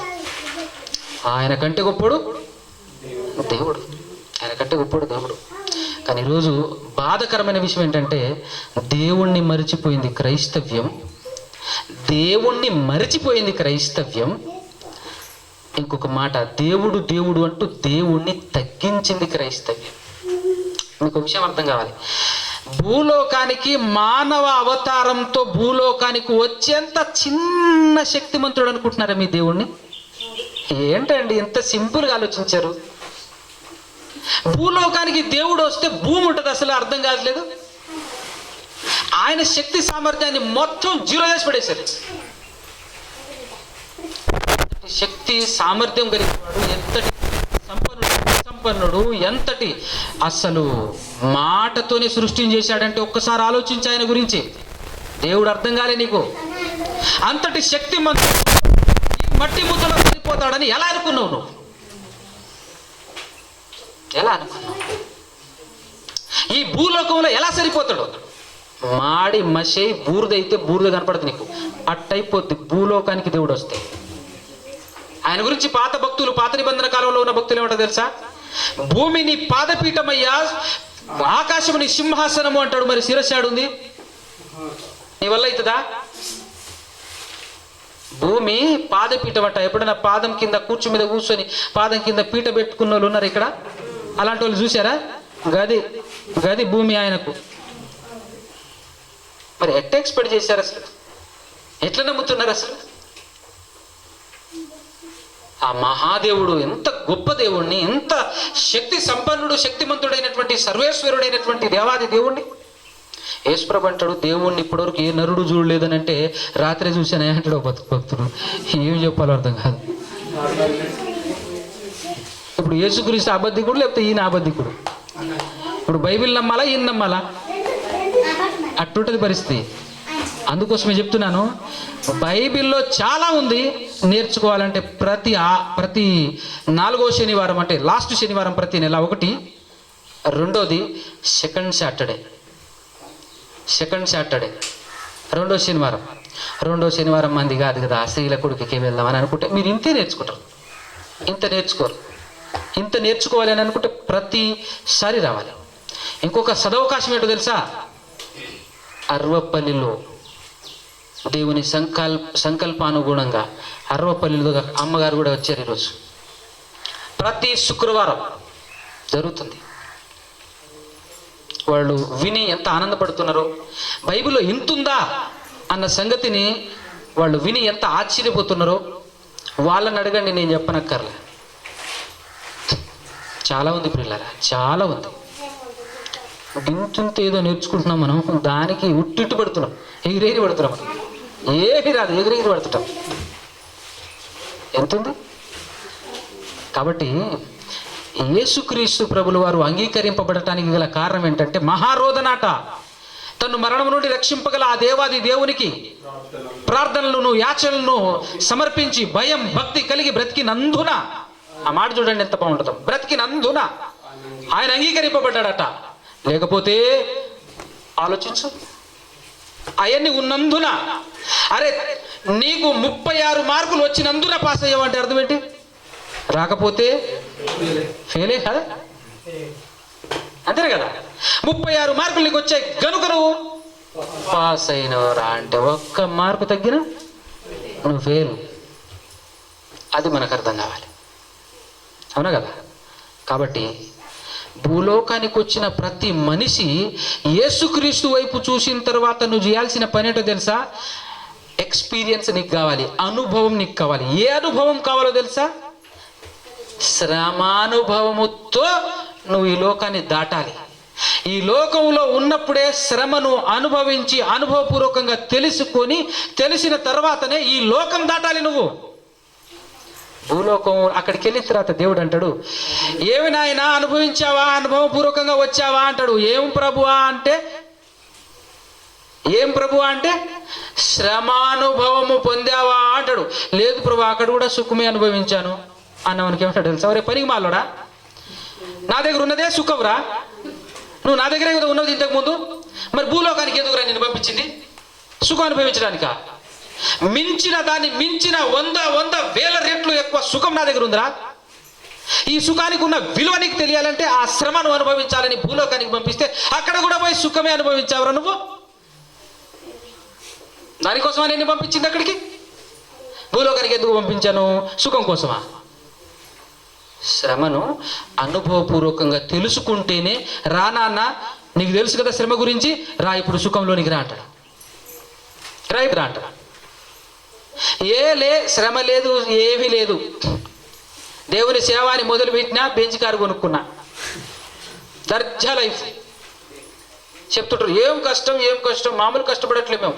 ఏసీ కార్లో పోవటం, ఏసీ కార్లో రావటం, ఇంటికి రాగానే ఏసీ రూమ్లో పడుకోవటం, ఏమన్నా కష్టం అసలు అంటుంటాడు.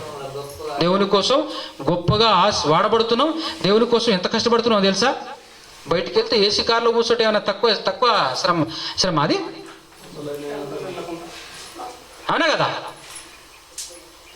చర్చిలో ఏసీ ఉంటుంది, ఇప్పుడేముంది?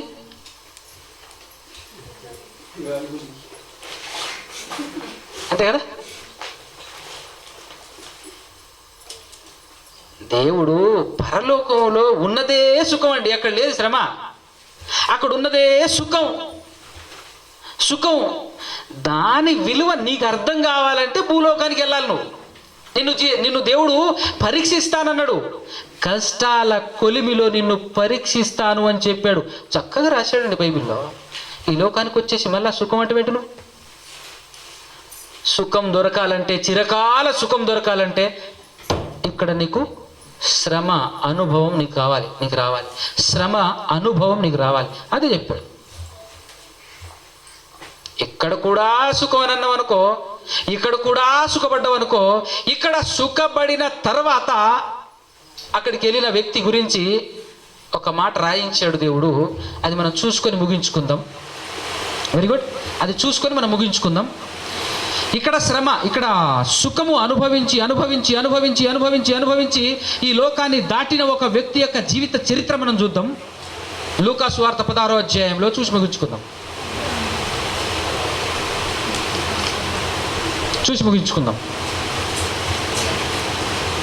లూకా సువార్త 16వ అధ్యాయం అండి.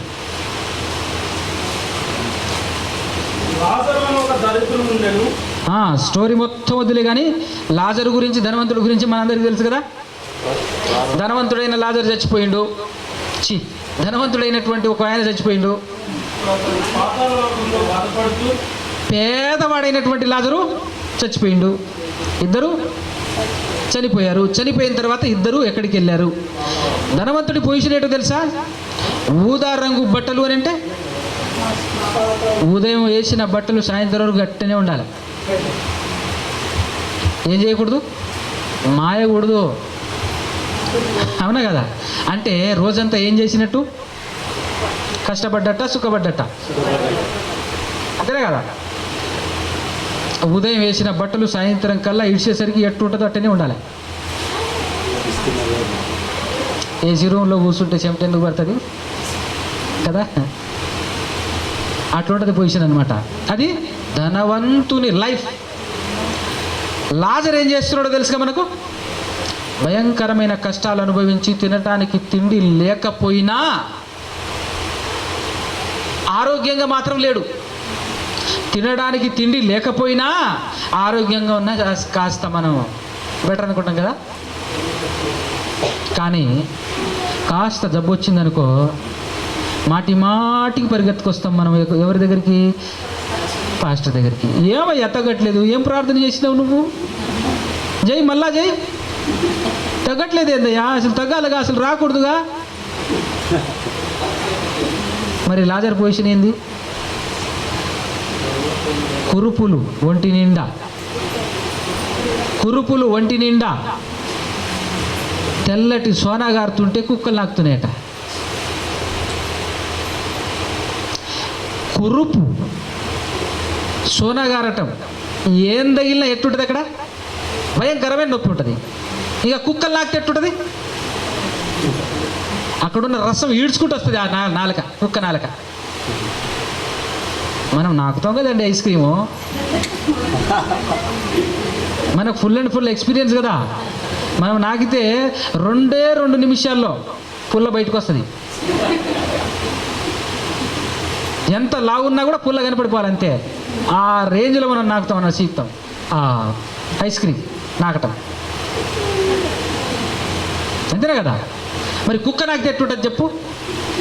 విచిత్రం ఏంటంటే కుక్క అసలే వాటర్ తాగడం కూడా నాలుకతోనే తాగుతుంది. అంటే ఎంత వాటర్ వస్తుంది తన నాలుకతో లోపటికి? ఎంత వాటర్ని గుంజుతుంది అది అని అంటే అంత వాటర్ని గుంజుతుంది. అలాంటి కుక్క కురుపుల మీద నాకుతుంది అని అంటే లోపటున్న నెత్తురు కూడా వచ్చేస్తుంది. లోపటున్న నెత్తురు బయటకు వచ్చేస్తుంది. ఆ రేంజ్లో నాకుతుంది కుక్క. అలా కుక్కలు నాకుతున్నాయి అంటే ఎంత మంటగా ఉండాలి, ఎంత బాధగా ఉండాలి, ఎంత నొప్పి ఉండాలి. అయ్యో దేవుడా, ఎందుకయ్యా అనవసరంగా నువ్వు నన్ను పుట్టించావు, చంపేస్తే పోలే అన్నడా? కుక్కలు నాగుతుంటే ఆ ధనవంతుడు తిని మిగలంగా బల్ల మీద నుంచి కింద పడ్డ రొట్టెలను బయట కుక్కలకేస్తుంటే అక్కడ పోటీపడి ఒక ముక్క అందుకొని ఏమంటున్నాడు తెలుసా? దేవానికి స్తోత్రమయ్యా, ఈ పూట గడవటానికి ఒక ముక్కను నాకు అందించినందుకట. చచ్చిపోతాం మనలాంటి వాళ్ళం అయితే కదా. ఏం విశ్వాసం, ఏం విశ్వాసం! ఏంటయ్యా ఇంత విశ్వాసం అని అంటే పాడైపోయి ఈ శరీరం ఎప్పుడైనా పాడైపోతూనే ఉంటుంది. జాగ్రత్త సుమా, నేను చెప్తున్నాను నీకు అని చెప్పేసి ఒక మంచి మాట చెప్తాడు లాజర్ మనకు. ఏం చెప్తాడంటే ఎప్పటికైనా పాడైతుంది. ఈరోజు పాడైతుందని శరీరాన్ని చూడకు, ఎప్పటికైనా పాడైపోద్ది. పరలోకంలో నువ్వు చేరకుండా జారిపోయి నరకానికి వెళ్తావు. జాగ్రత్త చూసుకో. ఏమవుతుంది? కొద్దిసేపటి నొప్పి ఏం కాదు, నాకినప్పుడే నొప్పి, తర్వాత ఉండదు అంటాడు అంతే. అవునా కదా? కొద్దిసేపే. పౌలు గారు కూడా అదే అంటాడు తెలుసా? చుల్లకని శ్రమ అంటాడు. ఆయన జీవితంలో భయంకరమైనటువంటి రాళ్ల దెబ్బలు, కొరడాలతో దెబ్బలు, కుక్క నిడిచినట్టు చంపేసి ఈడ్చుకెళ్ళేసి ఊరవతల పడేస్తే మళ్ళా దేవుడు ఊపిరినిస్తే మరలా నిలబడిపోయి ఏమంటాడు తెలుసా? ఏందండి సువార్త అంటే ఈ రేంజ్లో కొడుతున్నారు, ఇట్లా కొడితే ఎవరు చేస్తారండి సువార్త అనడా? లేచిన వెంటనే ఏమంటాడు తెలుసా? అరే దేర్బియా పక్కనే ఉంది, పద ఆడిపోయి సువార్త చేద్దాం అంటాడు. లుస్త్రాలో కొట్టిర్రు, లుస్త్రా పట్టణంలో బాగా కొట్టిర్రు, కొట్టి ఈడ్చి అవతల బయట పాడేస్తే బయటికి వచ్చిన తర్వాత లేచి నిలబడి ఆ దులుపుకొని ఏమంటాడు తెలుసా? అరే పక్కనే తుడిమిడి కూడా కనపడుతుంది, పద సువార్త చేద్దాం పద అంటున్నాడు. కథ ఏం తెగింపు అసలు! ఏంటది అసలు? ఆ విశ్వాసం ఏంటి? అలాంటి గొప్ప గొప్ప విశ్వాసులు పరలోకం చేరితే మనలాంటి వాళ్ళం ఆదివారం మాత్రమే గంట సేపు కూర్చొని పరలోకం వెళ్తామంటే ఎంత అన్యాయం అండి అది. అవునంటారా కదంటారా? ఎంత అన్యాయం అది. కాబట్టి వాళ్ళిద్దరూ ఇంత శ్రమ అనుభవించి అనుభవించి అనుభవించి అక్కడికి వెళ్ళిన తర్వాత, పరదైసుకు వెళ్ళిన తర్వాత జరుగుతున్న సంఘటన, అబ్రహాము గారు వారిద్దరితో మాట్లాడి వారితో చెబుతున్నటువంటి మాటలు ఎలాంటివో చూద్దాం మనం ఒక్కసారి. నరకానికి వెళ్ళిపోయినటువంటి ఆ లాజరు ఏం చెప్తున్నాడో 24వ వచనం చూడండి.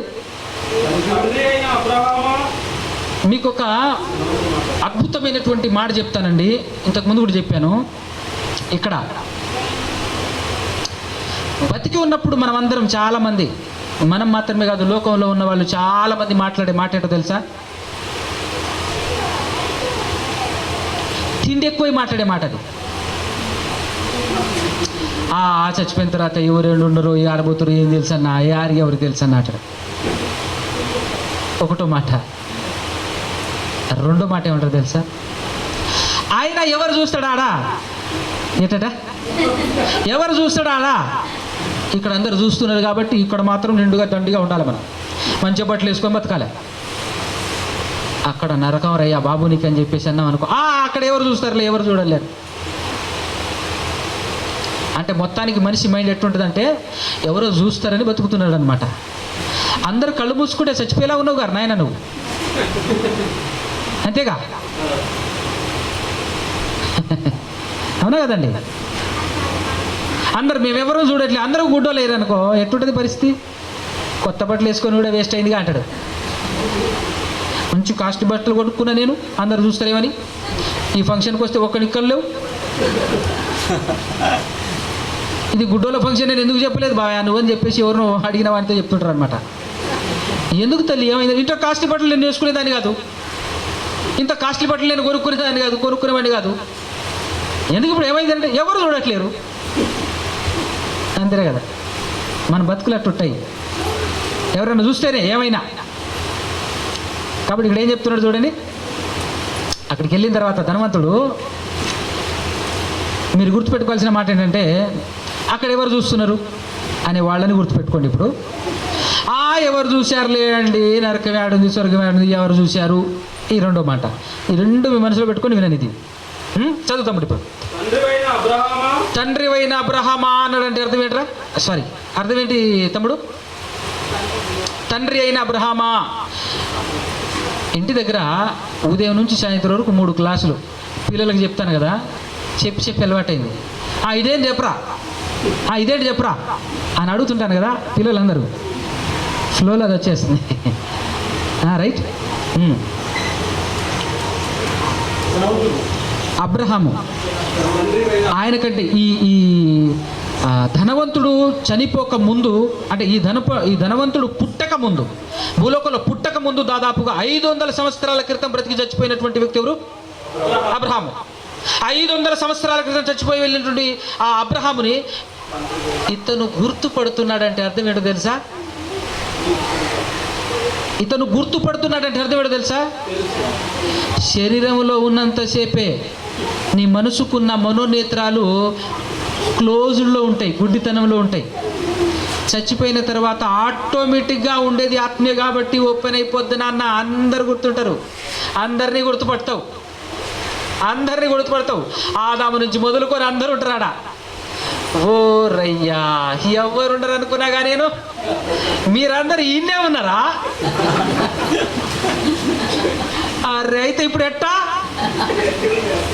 ఏమి లేదు. ఇప్పుడు నువ్వు కూడా మాలా డ్యాన్స్ చేయాల్సింది. అక్కడ వాళ్ళు అంటారట, నువ్వు కూడా మా బోటి వాడి అవుతావా బ్రదర్ అంటారట వాళ్ళు. నువ్వు కూడా మా లాంటి వాడి అవుతావా? ఈ భూలోకంలో వేస్తున్నాడన్న సంగతి తెలుసుకోకపోతివా? బైబిల్ ఉందన్న సంగతి, క్రైస్తవ్యం దేవుడు మంచిగా స్థాపించండన్న సంగతి, ఈ నరకానికి తప్పించడానికి క్రైస్తవ్యాన్ని దేవుడు స్థాపించడన్న సంగతి నీ కూడా బోధపడలేదా? చెప్పిరు పోయి నేనే వెళ్ళే అంటాడు. అక్కడికి వెళ్ళిన తర్వాత చాలా చెప్పిరు కానీ నేనే వెళ్ళే అంటాడు. అందరూ అన్నే ఉంటారు, మొత్తం కనిపించిపోద్ది అంతే, అందరూ గుర్తుపడతారు. అక్కడికి వెళ్ళకుండా ఉండాలంటే శరీరంలో ఉండగా మనోనేత్రాలు వెలిగింపబడాలి. శరీరం దాటేసిన తర్వాత ఆటోమేటిక్గా శరీరం వదిలేస్తే ఆటోమేటిక్గా మనోనేత్రాలు, ఎందుకంటే శరీర సంబంధమైన నేత్రాలు ఇక్కడ ఉండిపోతాయిగా, చచ్చబడిపోతాయి ఇక్కడ. కానీ ఆత్మ సంబంధమైన నేత్రాలు వెంటనే ఓపెన్ అవుతాయి. అప్పుడు అన్నీ అర్థమవుతాయి నీకు. అప్పుడు అంటున్నాడు అబ్రహామా అంటున్నాడు, గుర్తుపట్టినవా బ్రదర్, గుర్తుపట్టినవా నాయన. మరి గుర్తుపట్టకుండా ఎట్టా? మనోనేత్రాలు వెలిగిపోయినాయి అసలే, అవునా కదా? తండ్రి అయిన అబ్రహామా ఒక్కసారి నా ఎందుకు కనికరపడవా? ఇదిగో నువ్వేం రానక్కర్లేదు, కానీ నీ గుండెల మీద ఆనుకొని విశ్రాంతి తీసుకొని హాయిగా ఎంజాయ్ చేస్తున్నాడే ఆ లాజర్ని పంపించవా? బకెట్లు కూడా వద్దు నాకు, చెంబులల్లో కూడా వద్దు నాకు. ఆయన ఏలి కొనకు వచ్చే నీళ్ళు ఎంత వస్తాయండి? గది జాల్లాగా అంటున్నాడు అంటే ఎంత భయంకరమైన కష్టంలో ఉన్నాడు, ఎంత భయంకరమైన రోదంలో ఉన్నాడు ఆయన.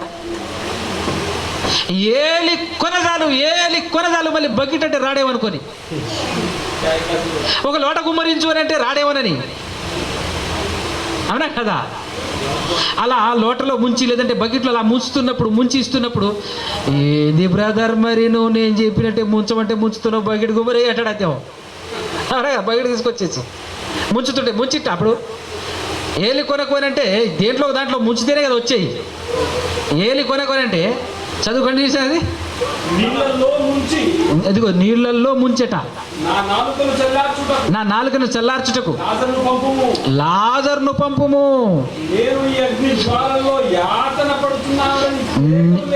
నేను ఈ అగ్ని జ్వాలల్లో యాతన పడుచున్నానని కేకలు వేసి చెప్పాడట. కేకులు తిన్నావు ఇంటి దగ్గర, ఇంటి దగ్గర మంచి కేకులు తిన్నావు, మరి ఇక్కడ తప్పవు కేకలు. లాజరేమో కేకులు దొరక్క అక్కడ కేకలేసిండు, ఇక్కడ కేకులు తింటున్నాడు. చూసారా? ఆహా, ఏమన్నా లైఫా? ఎక్కడ ఏం చేయాలో అక్కడ చేయాలి. పరలోకంలో సుఖపడాలి, భూలోకంలో కష్టపడాలి. ఈ రూల్ మనకు తెలియాలి. తెలుసుకున్నాడు బుద్ధిమంతుడు, అవునా కదా? కంటిన్యూ చేస్తాడు. ఇప్పుడు అబ్రహాం గారు చెప్తున్న సమాధానం చూడాలి. ఎప్పుడు అబ్రహాము, కుమారుడా నీవు నీ జీవిత కాలమందు నీకు ఇష్టమైనట్టు సుఖం అనుభవించితివి కదా. ఏంది అబ్రహామా, నేను సుఖం కూడా అనుభవించొద్దా భూలోకంలో? నేనే సంపాదించుకున్న డబ్బులు నాయే, మంది సొమ్ము అయితే కాదుగా. నేనే కష్టపడి సంపాదించుకొని నేనే పెద్ద బంగ్లా కట్టుకొని లోపల ఏసీ పెట్టుకున్నా, మంచిగా బతికినా, నాదే కదా. అదే రా తప్పు అంటున్నాడు. అదే తప్పు. నీ జీవిత కాలం అంతయు నీకు ఇష్టమైనట్టు సుఖము అనుభవించితివి కదా, అలాగే లాజరు కష్టపడి కష్టము అనుభవించనని నువ్వు జ్ఞాపకం చేసుకోవాల్సింది ఇది. ఏది ధనవంతుడు కాదండి, ధనవంతుడు జ్ఞాపకం చేసుకునే ఉపయోగం లేదు. మీరు అర్థమవుతుందా? ధనవంతుడు జ్ఞాపకం చేసుకొని మాత్రం చేసుకునేది ఏముంది చెప్పు? చేరాల్సిన చోటు చేరిన తర్వాత ఇప్పుడు ఎవరికి జ్ఞాపకం ఉండాలి? ఈ మాట ఎవరికి ఉండాలి? మనకు జ్ఞాపకం ఉండాలి. మనకు అర్థమవుతుందా? వాము కష్టపడిన, ఇబ్బంది పడిన, రోదన పడినటువంటి లాజరు పరదైసుకి వెళ్ళాడు. సుఖం అనుభవించినటువంటి ఆ ధనవంతుడు నరకానికి చేరాడు. వాము నా కొద్ది సుఖం అనాలి. అయ్యా ఇన్నాళ్ళు ఇబ్బంది పెట్టా కానీ ఇప్పుడు ఇబ్బంది పెట్టా వద్దు, ఆ మేడ ఈ డేరా చాలు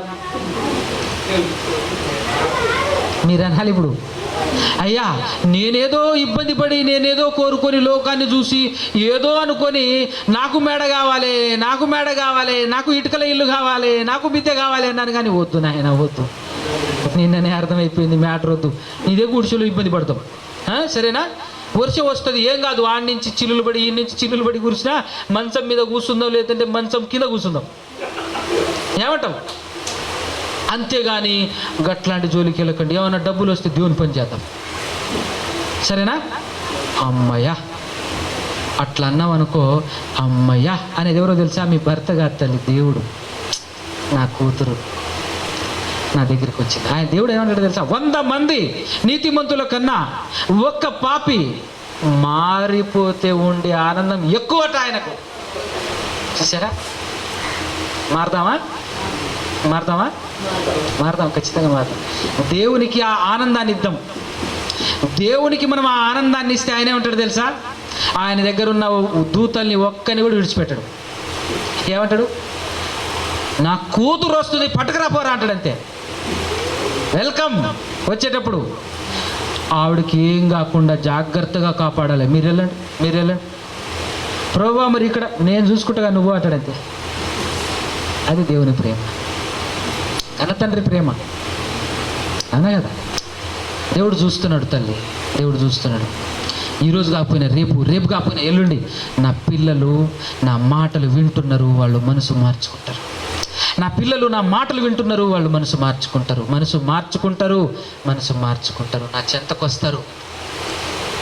అది ఆయన ఆనందం. ఎందుకంటే అనేకులు నశించిపోయి నరకానికి వెళ్ళిపోతుంటే ఆయన గుండె కోత, ఆయన బాధ, ఆయన రోదన చూసి తట్టుకోలేక కదా పరిగెత్తుకొచ్చింది ఆయన కుమారుడు యేసుక్రీస్తు ప్రభువారు. నీ చిత్తాన్ని నెరవేరుస్తా ప్రభువా అని భూలోకానికి వచ్చింది ఆయన, పరలోకంలో నుండి. నీ చిత్తాన్ని నేను జరిగిస్తాను,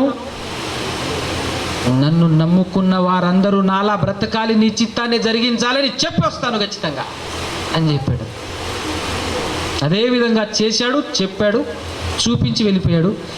నెక్స్ట్ మనమే ఉన్నాం కదా ఇప్పుడు ఈ తరంలో, మనముగా ఇక్కడ బ్రతికున్నాం. మనమందరం చేయాల్సినటువంటి పని ఏంటో తెలుసా? యేసుక్రీస్తును వెంబడించాలి. యేసుక్రీస్తు అంటే మార్గం. ఆ మార్గంలోకి వెళ్ళి ఇక చేరుకున్నాను చాలు అని కూర్చోటం కాదు. ఇక్కడికి వచ్చిన తర్వాత స్టార్ట్ అవ్వాలి అసలు కష్టం. లోకంలో ఉన్నప్పుడు కాదు. లోకంలో ఉన్న వాళ్ళందరూ సంతోషంగా హ్యాపీగా బతుకుతుంటారు. కానీ ఎప్పుడైతే దేవుణ్ణి నమ్ముకున్నావు అప్పుడు స్టార్ట్ అవుతుంది శ్రమ. అది నిజమైన భక్తి. అది సుఖపడటం, భూమి మీద సుఖపడటం అంటే పరలోకం రాకపోవటం, నరకానికి చేరటం అని అర్థం. ఈ లోకంలో మనం ఖచ్చితంగా ఏం చేయాలి తెలుసా? శ్రమను అనుభవించాలి.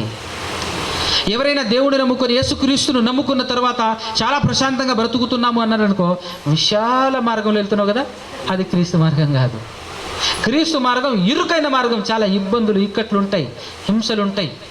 ఉన్నాయా అది జీవితంలో? లేవు. అయితే నువ్వు ఎక్కడికి? పరలోకానికి. ఎందుకు? అది విశాల మార్గం, అది ఇరుకు మార్గం కాదు. ఒక్క మాట చదువుతాముడు, ముగించుకుందాం. మన 2 తిమోతి పత్రిక 3:12 అనుకుంటా. నాకైతే గోల్డెన్ పదం అది వచనం. వినాలి. మీరందరూ ఎక్కడ ఉన్నారు? క్రీస్తు యేసు నందే ఉన్నారు కదా. క్రీస్తు యేసు నందు సద్భక్తి అంటే అర్థం ఏంటో తెలుసా? సత్య సంబంధమైన భక్తి అంటే తెలుసా? సత్యం అనగా వాక్యము, వాక్యానుసారమైన భక్తి. వాక్యం తెలిస్తేనే వాక్యానుసారమైన భక్తి మనం చేస్తాం, అవునా కదా? సత్య సంబంధమైన భక్తి. సద్భక్తి కలిగిన వారందరూ, సద్భక్తి కలిగి బ్రతకను ఉద్దేశించిన వారందరూ, బ్రతకను ఉద్దేశించిన అంటే సద్భక్తి కలిగి బ్రతకాలి అని ఎవరైతే ఉద్దేశించుకుంటారో వాళ్ళందరట ఏం పొందుతారు? హింస పొందుతారు. ఇదేం మార్గం? క్రీస్తు మార్గం. ఇదేం మార్గం? క్రీస్తు మార్గం. హింసతో కూడుకున్నది క్రీస్తు మార్గం, ఇరుకైన మార్గం. యేసుప్రభువే చెప్పాడు, విశాల మార్గంలో అనేకులు పోతారట. వాళ్ళంటారు యేసుక్రీస్తు నమ్ముకున్న తర్వాత కూడా కష్టాలు ఉన్నాయి బ్రదర్ నీకు. అబ్బే అయితే నువ్వు సరిగా నమ్ముకోలేదు అనుకుంటా అంటారు. ఆయన బైబిల్ ఏమైనా అర్థమైందా మనోడికి? అసలు యేసుక్రీస్తు నమ్ముకున్న తర్వాత కూడా కష్టాలు ఉన్నాయి ఆట. అరే కష్టాలు ఉండే యేసుక్రీస్తు నమ్ముకున్న తర్వాత, అవునా కదా? యేసుక్రీస్తు అంటే ఏంటి? యేసుక్రీస్తు అంటే ఏంటి? శ్రమల గడ్డ, అవునా కదా? నువ్వు ఎక్కుతుంది ఏ గడ్డ? అది శ్రమల బావిలో దూకినవు నువ్వు. శ్రమలతో కూడుకున్నటువంటి మార్గం అది. రాళ్ళ బాట, ముళ్ళ బాట. నరకానికి వెళ్ళాలంటే పూలు ఉంటాయి ఖచ్చితంగా బాటలో. అది పూల బాటే. బైపాస్. ఏంటది? బైపాస్. పరలోకం వెళ్ళాలంటే ఇక్కడ లింగోటం నుంచి ఇక్కడికి వచ్చారు ఎవరైనా? ఎంతమంది వచ్చారు? ఎట్లుంది బాట చెప్పాలి. అదనమాట. ఎట్లుంటుంది? ఎట్లుంటుంది? హైటెక్కే కదా. అట్లుంటుంది. క్రైస్తవ్యం అంటే ఈరోజు నేను క్రైస్తవుడిని అని చెప్పుకున్న వాళ్ళకి క్రైస్తవం అంటే అర్థం కాలే. క్రైస్తవ్యం అర్థం కాలే. క్రైస్తవ్యం అర్థం కాలే. అది బాధాకరమైన విషయం. చెప్దాం, ప్రయత్నం చేద్దాం. బ్రతికున్నన్ని నాళ్ళు మనం అందరం చేయాల్సినటువంటి పని ఒకటే. మనం బ్రతికి ఉన్నన్ని నాళ్ళు మన చుట్టుపక్కల ఉన్న వాళ్ళందరికీ చెప్పాలి, క్రైస్తవ్యం అంటే అది కాదు ఇది. క్రైస్తవ్యం అంటే అది కాదు ఇది. ఏది? క్రైస్తవ్యం అంటే శ్రమలలో నుండి సుఖంలోనికి వెళ్ళాలి. శ్రమల గుండా సుఖానికి వెళ్ళాలి. శ్రమలన్నింటినీ దాటుకుంటూ వెళ్ళాలి భూలోకంలో. అప్పుడు సుఖశాంతమైన లోకం వస్తుంది. సుఖం అనుభవించి వచ్చానంటే శ్రమ పెడతాడు దేవుడు అక్కడికి వెళ్ళిన తర్వాత. ఇక్కడ శ్రమ అనుభవించి వెళ్ళాలి. నువ్వు శ్రమ అనుభవించి వెళ్ళాలి. అవునా? స్త్రీలైనా పురుషులైనా ఎవరైనా కూడా అందరూ సమానమే క్రైస్తవ్యంలో. మీరందరూ ఏం చేయాలి? శ్రమను కోరుకోవాలి, శ్రమ అనుభవించాలి. ఉట్టే శ్రమలు కాదు. మళ్ళీ శ్రమలు అనగానే లోకంలో మీరు చేసేటటువంటి తప్పిదముల వల్ల వచ్చే శ్రమలు కాదు. మళ్ళీ చాలామంది మనం పాపం చేస్తాం, దానివల్ల వచ్చే శ్రమలు ఉంటాయి చూసా. అబ్బో ఏమన్నా శ్రమ అనుభవిస్తున్నాను నేను అంటుంటాడు. అవి దేవుని కోసం పడ్డ శ్రమలు. అవి మొదటి శతాబ్దపు అపోస్తలులు యమశ్రమ అనుభవించారు కదా. వాళ్ళందరూ ఏమైనా అప్పులు చేసుకొని బాధలు పడ్డారా? ఇల్లు కట్టుకోవటం కోసం ఇబ్బందులు పడ్డారా? పెళ్ళిళ్ళు చేసుకోవటం కోసం ఇబ్బందులు పడ్డారా? కష్టాలు పడ్డారా? లేదుగా. అవన్నీ వదిలేసి పడ్డారు కష్టాలు. అవన్నీ వదిలేసి కష్టాలు పడ్డారు. అది వాళ్ళు మనకు చూపించినటువంటి మార్గం, మాదిరి. మనం ప్రయాణం చేయాల్సినటువంటి మార్గం అది. ఏ మార్గంలో ఉన్నావు? ఎక్కడికి వెళ్తున్నావు? ఏ మార్గంలో ఉన్నావు? ఎక్కడికి వెళ్తున్నావు? ఇంతటి కష్టపూరితమైనటువంటి ఈ మార్గంలో నువ్వు ఇష్టంగా జర్నీ చేస్తే అద్భుతంగా ఉంటుంది. నువ్వు ఇష్టపడి ప్రయాణం చేస్తే సూపర్గా ఉంటుంది. ఇష్టపడని వాడు, బైపాస్లో వెళ్ళటం అలవాటు చేసుకున్నవాడు గుంతల రోడ్డుకి వస్తే నేను ఇంకోసారి రానబ్బా, ఏంది ఇది, ఏంది ఎగురుడేంది అంటాడు. అంతే. అవునా కదా? కానీ మనలాంటి వాళ్ళు అయితే ఎగురుతున్నారు. అబ్బా భలే ఉంది కదా అంటుంటాడు. అంతే. ఏమన్నా ఉందా ఇది అసలు? స్ప్రింగ్ యాక్షన్ లెక్క పైకి కిందికి, పైకి కిందికి, పైకి కిందికి, సూపర్ ఉంది. రేపు మళ్ళీ ఇంకోసారి వద్దాం రా అంటాడు. అంతే. కరెక్ట్ రూట్లోనే ఉన్నాము. బస్సులో కూర్చున్న ఆవిడ ఉంటుందిగా, డ్రైవర్ తీసుకెళ్తున్నటువంటి మార్గంలో ఎక్కువ గుంతలు వచ్చి ఎగురెగిరి పడుతున్నావు అనుకో, ఏం చేయాలి నువ్వు? డ్రైవర్ని తిట్టాలా, ఆనందపడాలా? సంతోషపడాలి. అమ్మా కరెక్ట్ రూటే, కరెక్ట్ రూటే. ఇంత ఎత్తు ఎగురుతున్నానంటే ఇది కరెక్ట్ రూటే. ఈ రేంజ్లో ఎగురుతున్నానంటే ఇది కరెక్ట్ రూటే. ఖచ్చితంగా. Very good. గట్టనే పోయి ఏం కాదు, నేను ఓర్చుకుంటాలే, అవసరం గట్టి పట్టుకుంటా. సాఫీగా వెళ్తుంటే నీ జీవితం డౌట్ రావాలి నీకే. ఏంది ఇంత సాఫీగా వెళ్తుంది జీవితం? కొంపదీసి రూట్ ఏమైనా మార్చేసావా? ఎక్కడైనా రూట్ దాటేసావా? రాంగ్ రూట్లో వచ్చేసావని చూడు, రాంగ్ రూట్లో వచ్చేసావని చూడు. అది మనకు అర్థం కావాలి. రైట్? దాదాపు మీకు అర్థమైంది అనుకుంటాను. ఇప్పుడు ఈ జర్నీలో, ఈ ప్రయాణంలో అదృష్టవంతులు ఎవరు చెప్పండి? కదా? కాబట్టి పొర్రపాటున మీరే మిస్టేక్ చేయొద్దు. ఇంత అదృష్టం కలిగి కూడా, ఇంత భాగ్యం మీకు ఉండి కూడా మీరు డ్రైవర్ని గెలుకొద్దు. చెప్తున్నా, మీరు డ్రైవర్ని వెనక్కి లాగొద్దు. ఎన్నో కష్టాలు పడి డ్రైవింగ్ చేస్తూ ఉంటాడు. అసలే డేంజర్ జోన్లో ఉన్నాడు. అవునా కదా? అసలే డేంజర్ జోన్లో ఉన్నాడు. మీరు ఆయన మాట విని నిమ్మలంగా బస్సులో కూర్చున్నారు అనుకో, పక్కా చేరుతారు. మీ భర్త మాట విని నిమ్మలంగా మీరు బ్రతికారనుకో, ఒకవేళ మీ భర్త మీ చేత తప్పుడు పనులు చేయించినా మీరు పోతారేమో కానీ వాళ్ళు పోరు చెప్తున్నా. పరలోకం అర్థమవుతుందా? ఆ విధంగా బ్రతకండి, అలా బ్రతకండి. భర్తను శాసించే విధంగా మాత్రం ఉండకండి. పరలోకం అస్సలు రాదు చెప్తున్నా. నువ్వు అంటుంటారు చాలామంది భర్తని, నీకేం తెలియదు కానీ ఉండు నువ్వు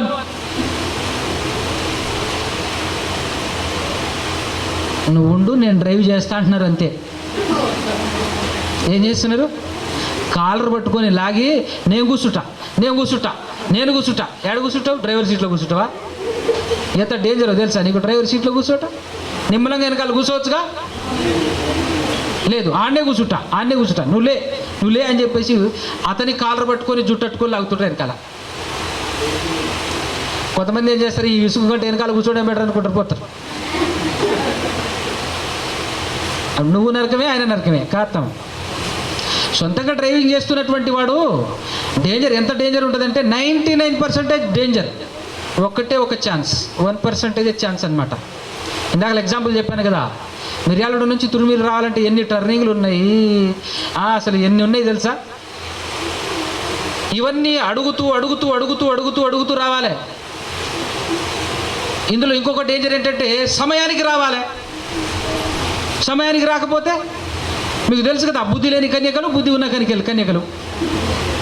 సమయానికి రాలేదు, నూనె అయిపోయిందని పక్కకి వెళ్తే డోర్ వేసాడు. కథ ఏది ప్రభు మేము వచ్చినామంటే మీరెవరు అంటున్నారు. లేదు ప్రభు జస్ట్ నూనె కోసం వెళ్ళామంటే మళ్ళా పోండి అంటాడు. ఆయన మీరెవరో నాకు తెలియదు, మీరు పోండి అంటాడు. అంతే. అవసరమా ఈ డేంజర్ జోన్? అవునా కదా? ఇంత భాగ్యం దేవుడు మనకిస్తే మళ్ళా మనకెందుకండి అని అవసరం చెప్పు. నిమ్మలంగా ఉందాం. మంచి పొజిషన్లో మనకు పెట్టాడు దేవుడు. రైట్? మీరందరూ ఇప్పటివరకు విన్నటువంటి మాటలు మీ హృదయంలో భద్రపరుచుకొని వాటి ప్రకారంగా బ్రతికి కుటుంబ సమేతముగా దేవుని పని చేయాలని ఆశిస్తూ నా మాటలు ముగిస్తున్నాను. చిన్న ప్రార్థన చేసుకుందాం. తల్లోంచి కళ్ళు మూసుకున్నట్లయితే చిన్న ప్రార్థన చేసుకుందాం. పరమ తండ్రి, పరిశుద్ధుడా, పరమందు ఆశీనుడా నాయన, మీ పాదాలకు వందనాలు.